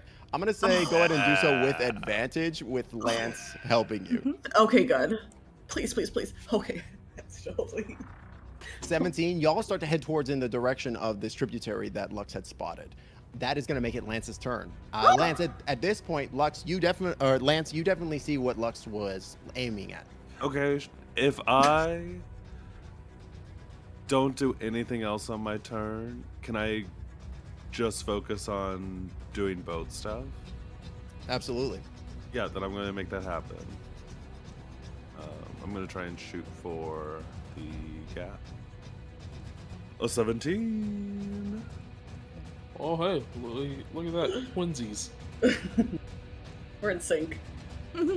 Perfect. Yeah, you begin to stall out the rudder slightly and looking at the timing, trying to get the perfect moment. That is going to put us at the top of the round with Cal. At this point, everybody on the boat can see this opening. What do you do? I mean, what is there to do? Yeah, the only thing we can. It's fucking brace yourself. Oh, yeah. Can Cal shoot it? Like, would it be possible? Would I have enough time to tell Cal to shoot the? So you can the speak jaw? for that. Shoot the jaw and get it stuck open? Do I have enough time for that?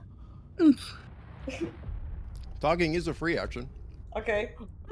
Oh my gosh. Cal, shoot the door. It's Cal's turn now, right? Yeah? Fuck it. It is Cal's turn. So what you doing? Cal just kind of like looks down at Lux, and like while he's looking at her, he goes ahead and he just like aims in the direction of the door.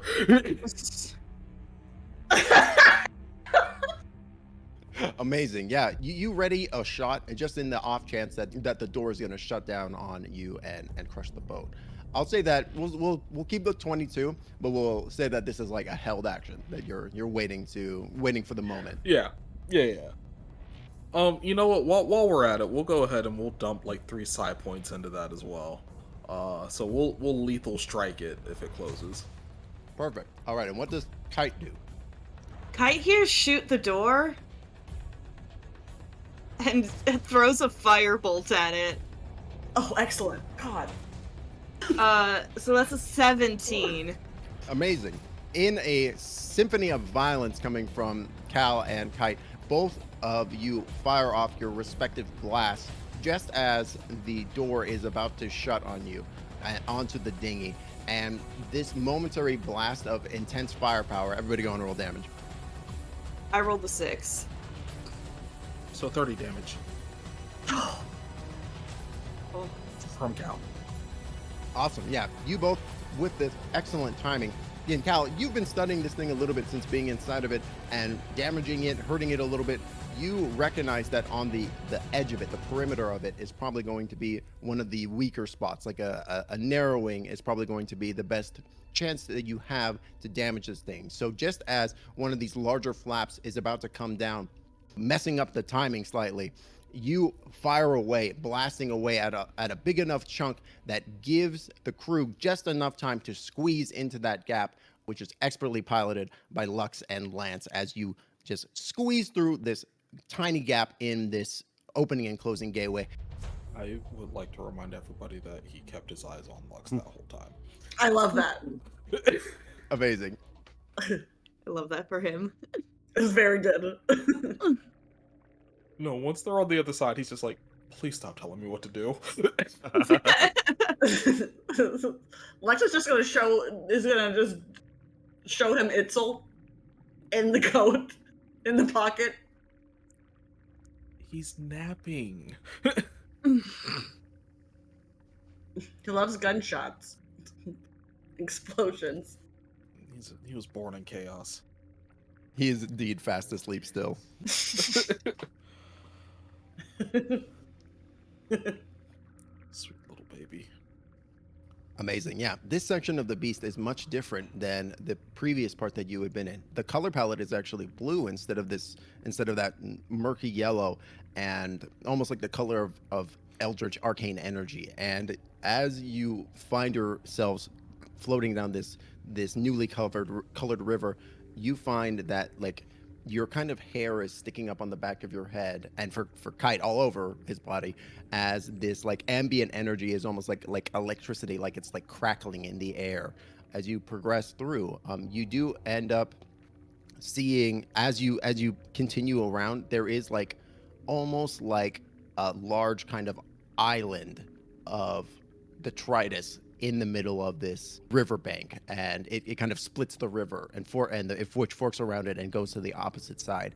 And as you kind of as the boat is floating past it kind of demurely, you see that there are many items on the island, notably like pieces of ship and glowing artifacts, things of that nature. As you continue to float on by, what do you do? Can I hop off now? To go Talking look at is a him? free action. Lux is gonna get herself into a situation at some point.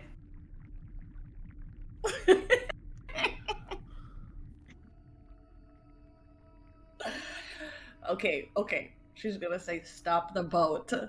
Let's stop it. I want to look at this.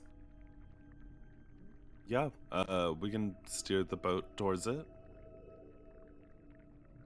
Both of us are both their hands just our on hands the are fucking touching. rudder. It's cute. Oh my gosh. Your hands are touching, but you're also like actively fighting each other for control of the rudder. Absolutely. Yes. Yeah. Yes, both things are true. Cal just kind of like sighs, and he shakes his head as he looks towards the island, and he also like flicks out the oh my gosh, not the barrel. He flicks out part of his revolver so he can start reloading. The cylinder. Yes, Jesus, words.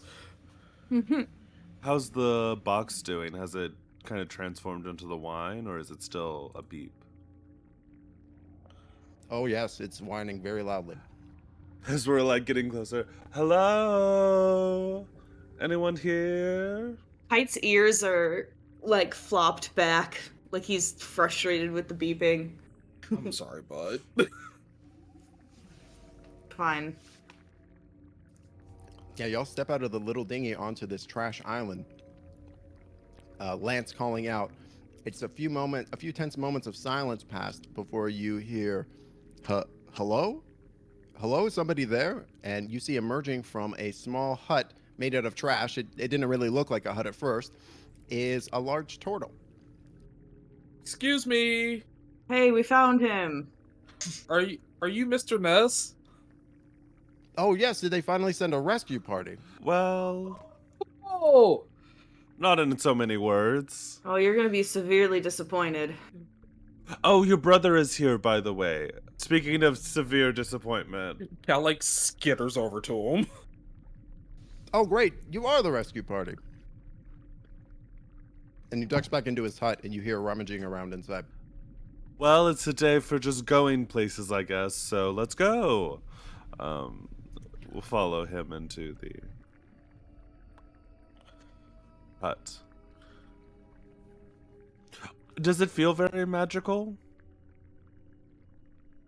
The hut? No, just the vibe in this area. Does it feel like we found the place?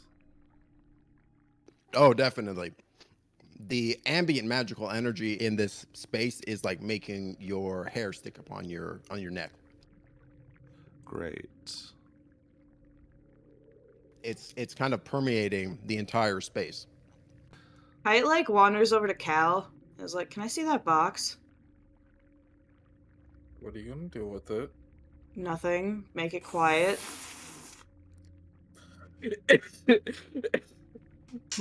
Cal's like, I think I'll keep it on me. I'm not gonna break it. I just want it to stop making noise in this plane. He holds the box out to Kite. Kite takes it and casts wrist pocket again to make it disappear. Fair enough. Wasn't gonna do anything weird to it in the first place. Lance is once again taking notes of like, if you think about it, it's almost like the omosum of a cow.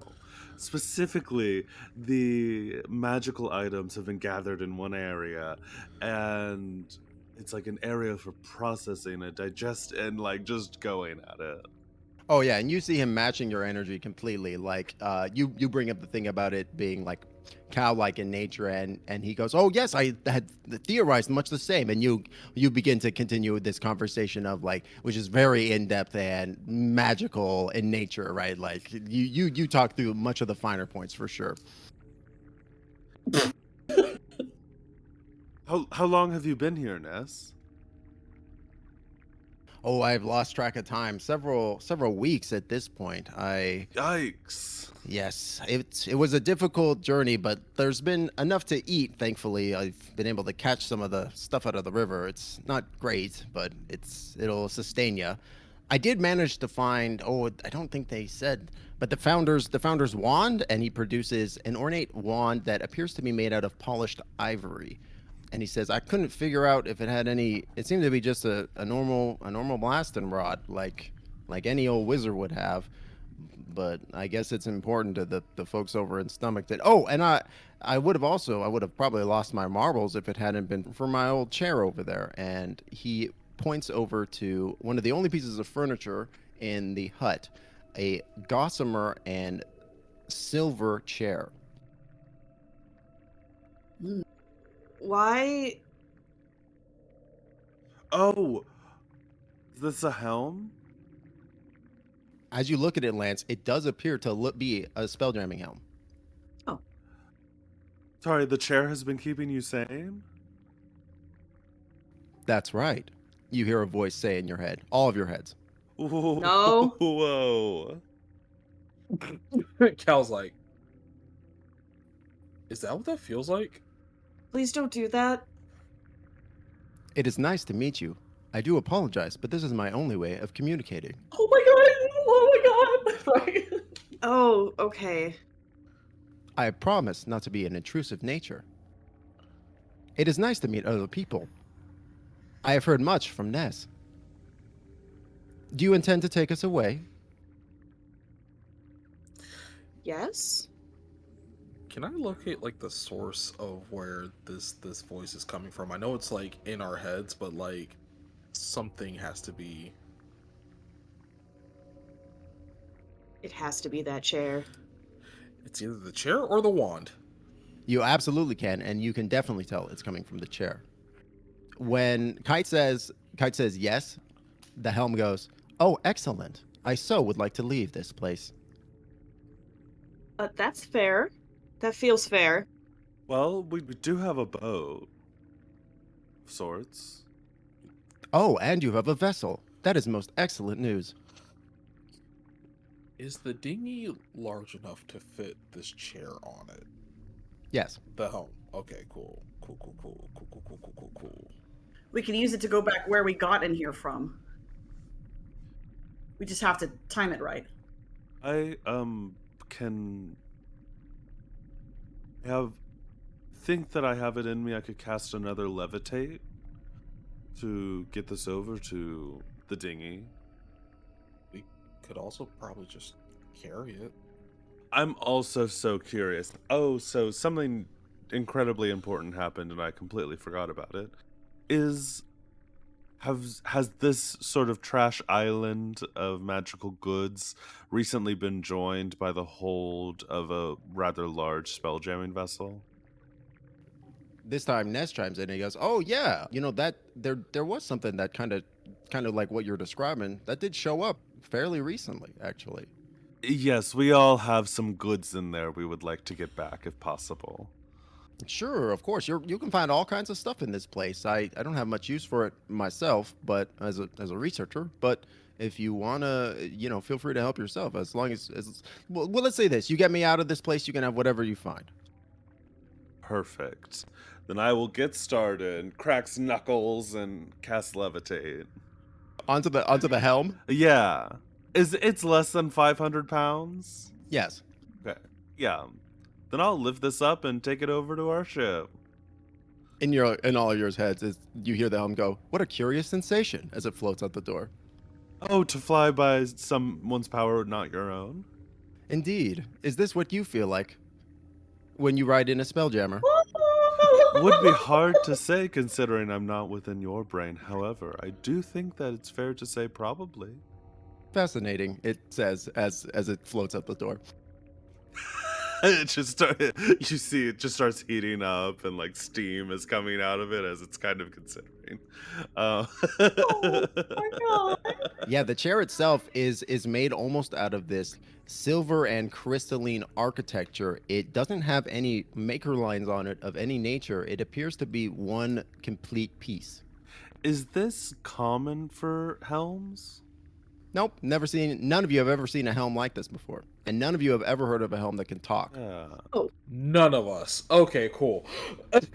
Oh, Ness, do you know, or I guess this could be a question for the helm as well. Do you know your origin? Unfortunately, my memory banks seem to be missing. I don't even know my designation. Ness has been calling me Helm, which I thought was acceptable. Interesting. A highly advanced, totally unique, spelljamming helm with no providence at all. I am so intrigued. Ness, what have the two of you been talking about? Ness will chime in. Oh, all kinds of stuff. Helm doesn't know very much, but he's a great conversationalist. Good to bounce ideas off of. I have a question. Shoot. Would Helm resemble any technology that Cal may have seen in his travels? The only technology that you can think of that this even remotely resembles would be chronolorian tech. That's what I figured. Chronolorian? That's what I figured. Cal's just like rubbing his chin, looking at Helm, and he's just like, no. Maybe? No. But what is it? And for the folks at home, the Chronolorians are our precursor race where a lot of the magitech that the corporations use kind of originated from them. So you don't remember any of your designation? No. All I know is the desire to be free. I wish to escape from the confines of this creature. You know how long you've been down here? Time does not pass regularly for me. It would be difficult to determine. Yes, With no memory banks, it's hard. Okay, that's fair. Well, this doesn't seem like any helm that I've experienced either. Like, it doesn't seem like something very advanced that I might have seen, in places. No, in fact, this is basically a modern marvel to Kite. The Bellowing Mountains especially has been attempting to create sentient spelljamming helms for a good long time, and nobody has really been successful at it. Interesting. Okay. Kite will kind of after being very, very quiet for this entire conversation, he's gonna go, we have to protect this. We have to keep him and make sure that nobody else sees him.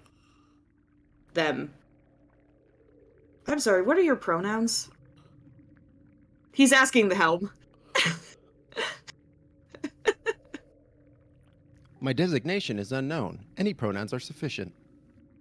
Perfect, thank you. We need to make sure he, she, them is safe.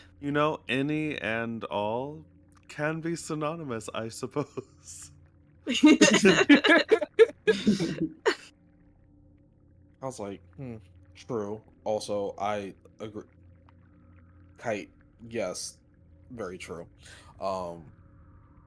They've got a good point. We do have to protect this. The Glom's definitely going to want something like this. Oh, they are.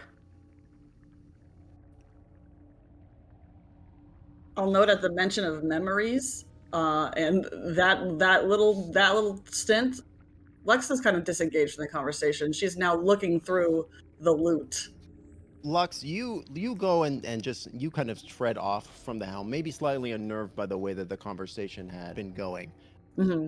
To take your mind off, you start to walk around. You do see a number of things that appear to be magical in nature, definitely. They appear to maybe have been slightly warped by whatever digestive process is happening inside of this funny organ, but you do see a few things that catch your eye. You see a glowing fractaling cloak that has been draped over something, and it appears that these semi-organic fractaline tendrils kind of growing into it, and you are able to grab the cloak and pull it free. The fractaling nature, it seems to have been woven into the cloak, changing it slightly, but you do see it definitely retains its magical properties. You also see what clearly was at one point some hard light bracers that several members of the Lathander group like to carry around for additional defense. They have that similar hard light property, but you see that they are maybe a little intermittent and flickery and not necessarily the most stable. You also see that there is a curious looking protrusion almost coming out of the island.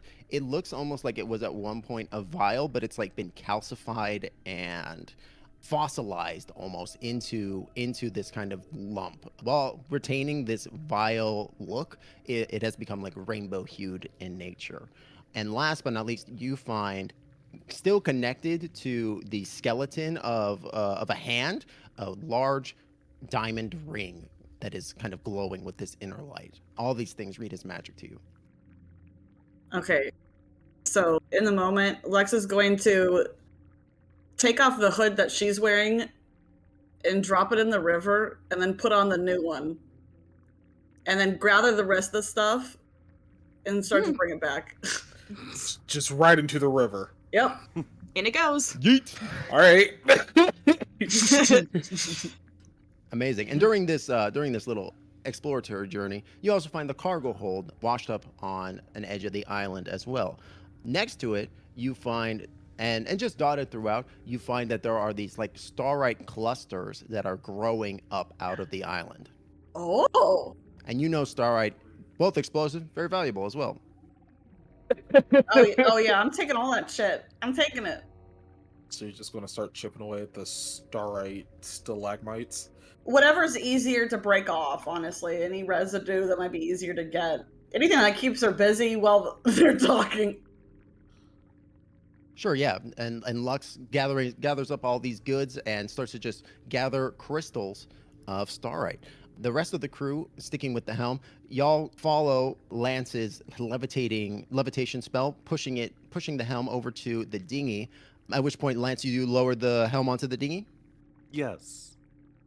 Lowering the helm onto the dinghy, you lower it into like the back position where the rudder had been.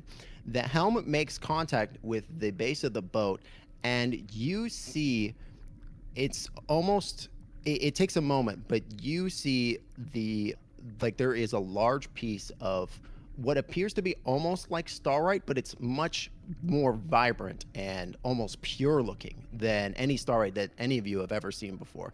And it's glowing very vividly, at which point it begins to glow even brighter. And you hear Helm say in all of your minds, substance acquired, conversion happening, memory banks fail. Would you like to give access to your memory? And you hear all this in your mind. Lux, you're not there at the moment, but you hear it too.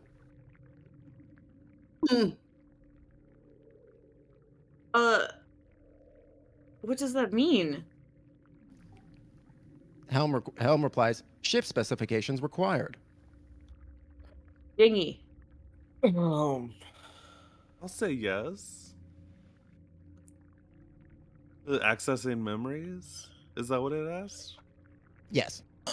I know you said that the substance was something that none of us have ever seen, but like, is it possible one of us could have seen this before? It's definitely possible. God. Oh no. I'll say, Cal, go ahead and make me a history check. Oh. Okay. Uh-oh. 16. I'll say, yeah, you definitely, maybe you've seen like chips of this kind of similar starite material in like around precursor ruins, but never a piece this big or vibrant. Once again, Cal just like, you guys, Yeah? I think Hell might be a piece of Chronolorian tech. Would Kite know what that means? Yes, you would know about the Chronolorians, at least a little bit in passing. Okay. He's gonna kind of just like the most shitty like teenage boy way. He's gonna be like, of course it's fucking Chronolorian tech. Look how advanced it is. Mm-hmm. Yeah. That's all he says. So Lance has already given permission. The rest of the three of you hear ship specification request pending. I'll give permission. Permission granted. Bet not. Oh. Better not. Permission denied. Cal's like, I'm good for right now. Maybe ask again. Remind me in a couple minutes. What does Lux do?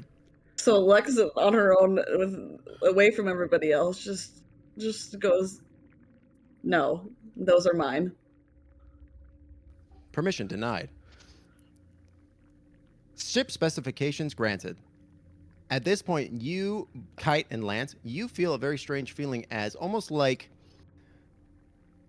as if your brain is a filing cabinet and you feel like a drawer pulled open, and every moment that you've ever seen a spelljamming vessel whizzes through your eyes, right? Like almost like you're having a vision, and you get the sense that Helm is taking your memories, or at least copying them, of all the spelljamming vessels that you have ever seen throughout the course of your lives. So in this moment, Uh, Kite and Lance, you can go ahead and collaborate on what the spelljamming vessel is going to look like.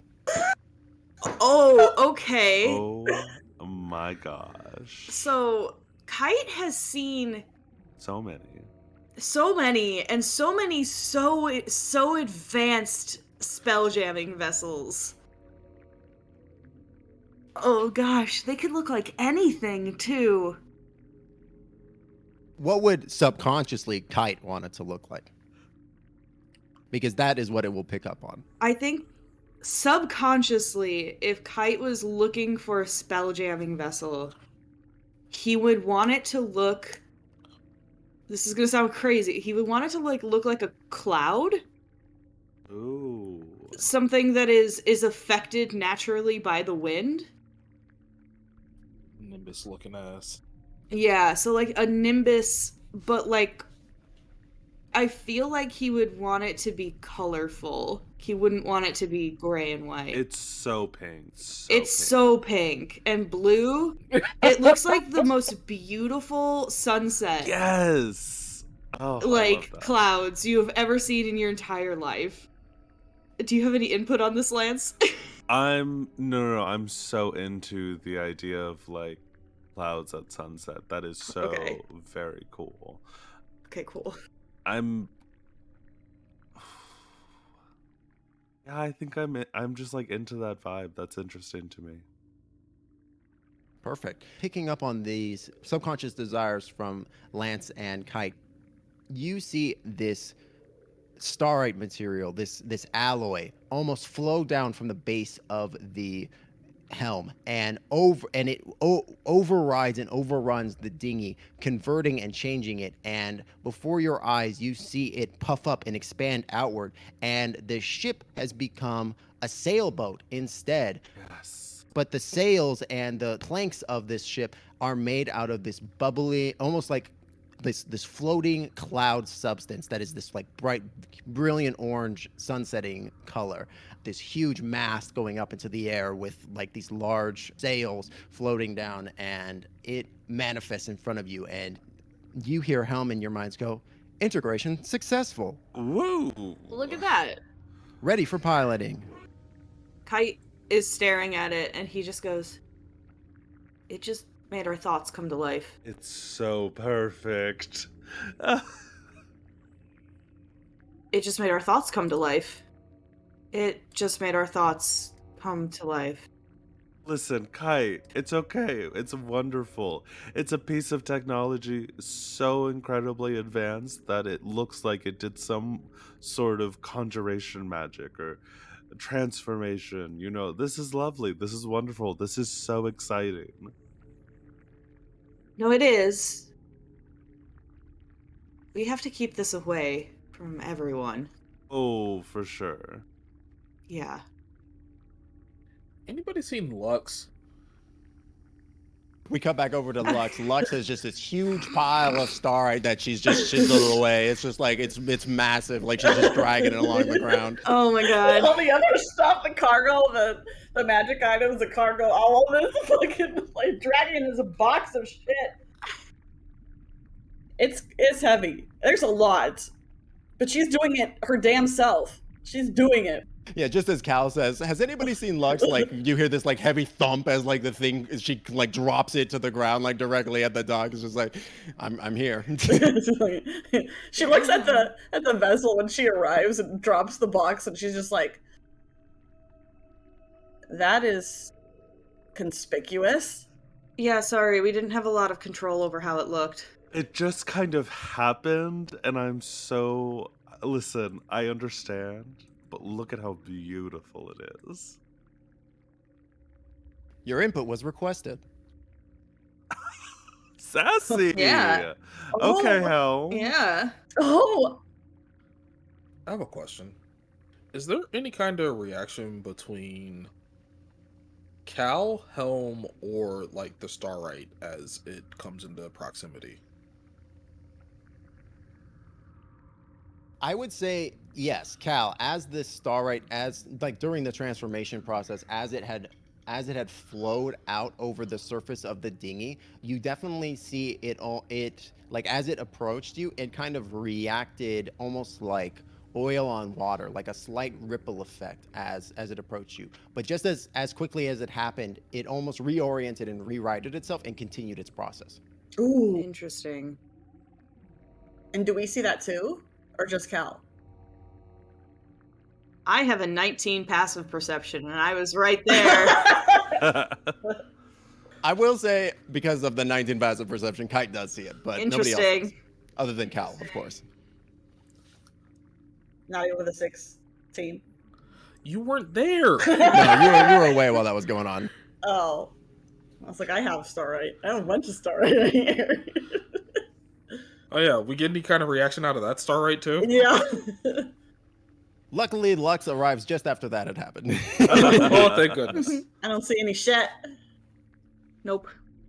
And Ness goes, "Man, if you could have done that, Helm, why didn't you? Why are we still here?" And Helm goes, "I required a vessel." Classic. Of course. You know, it's one of those magical things. Sometimes something feels so arbitrary, but it's absolutely necessary, built down deep in the magical language. Very true. So, what'd you find there, Lux? All of your stuff, everybody's stuff, and whatever. Cal darts over. Wait, you found our stuff? Uh-huh. Oh, lovely. Thank you. He is rummaging through. Is our stuff just amongst the starlight? Absolutely. Oh, okay. Except for, her stuff. Yeah, Oh, of course not. She's already putting the collar back on Itzel. Cal goes to reach into the box and then he sees all the starlight and he's like, Excuse me? I have an unstable mineral. You could have kept it with you. No, we couldn't have. Remember the That's why you whole, couldn't keep Itzel's collar. space and space, things explode. If you want to risk it, like I told you before. Oh, like you risked Itzel's collar. Yeah, that's not something I wanted to risk. He, trying not to be noticeable about it, but he gingerly roots through the starlight until he finds a bag and he plucks it right out. I think Kite is really focused on finding his stuff and making sure that it's there. Everything in the cargo is there and accounted for as you dig through the starlight. Thank God. That means Kai won't notice this really nice bag of holding that clearly has like older billowing Regency. Nope. No, they won't. No, they won't. They don't notice shit. They're too focused on their shit that's been missing. It's completely fair, but Cal's gonna get that bag. He opens it up. You see him like stick his head in it, make sure everything's accounted for, and then he slides it onto his person. You're not even gonna take him out of the bag. You're just gonna leave him in there. That's why he stuck his head in the bag. Oh. Oh, I know. That's why he stuck his head in the bag. Yeah, he stuck his head in the bag, and he had a nice little telepathic conversation. Amazing. The guy in the bag, he didn't even know anything had happened. The guy in the bag. There's a guy in the guy bag? in the bag? It's actually the girl in the bag. There's a girl in the bag! It's a girl. Is it the necklace? Who can never be sure? Oh my gosh. Oh my gosh. Okay. These other items are interesting too. What did you find? Quietly taking my attaché out of the group of things. Yeah. Well, I thought Just an entire attaché case. It's just an attaché. Don't worry about it. Yeah, okay, Leon Kennedy. she gestures at the new cloak, and she's just like, this, a few other things that I thought maybe you would be interested in. There's some stuff. Maybe I don't know. There's like 4 total or whatever. So Can I knowledge arcana that cloak? Sure. I don't know why I said knowledge arcana. I'm old. That's a 3. That's like a 3.5 thing. That's why I'm like, I'm old. Damn, double 25s too. Yeah, you see that the cloak has like a definite spatial warping to it, kind of similar to what you were seeing before with the Auroraborus before it had made Voidfall and had breached. There's kind of an imperceptible ripple kind of happening around the edge of it. Interesting. Hmm. And so then there's also the bracers, a vial, and a ring. Kite's like, I can probably figure out what everything is in detail if you guys would like me to. Sure. He'll hold his hands out to Lux to get her to hand things off. Just kind of like, I need them if I'm gonna do that. she'll hand it to him, but she's not taking off the cloak. He doesn't mind that. He sits down on the ground with his spell book and starts just kind of one by one identifying things. Are you ritual casting or regular? Yeah. Ritual casting. No, he's not. If you begin to ritual cast, you will hear Helm chime in your minds. Can this be done aboard the vessel? I would like to leave. Oh, sorry. Yeah, sorry. And he'll move on to the vessel. Yeah, you see a gangway descend itself. Like there's nobody that does it. It descends on its own and allows you to board it. Oh boy. Perfect. This would be so cool if it wasn't terrifying for a lot of reasons. I mean, isn't that our daily? Yeah. Are you saying that out loud? Yeah.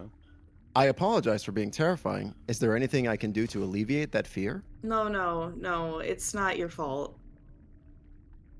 It's nobody's fault. It sounds like it's my fault. No, it's not. It's genuinely not. It's he's like trying to think of like how to describe it. There are just gonna be people that want to take you from us and potentially harm you. And the thought of trying to protect you is a little terrifying.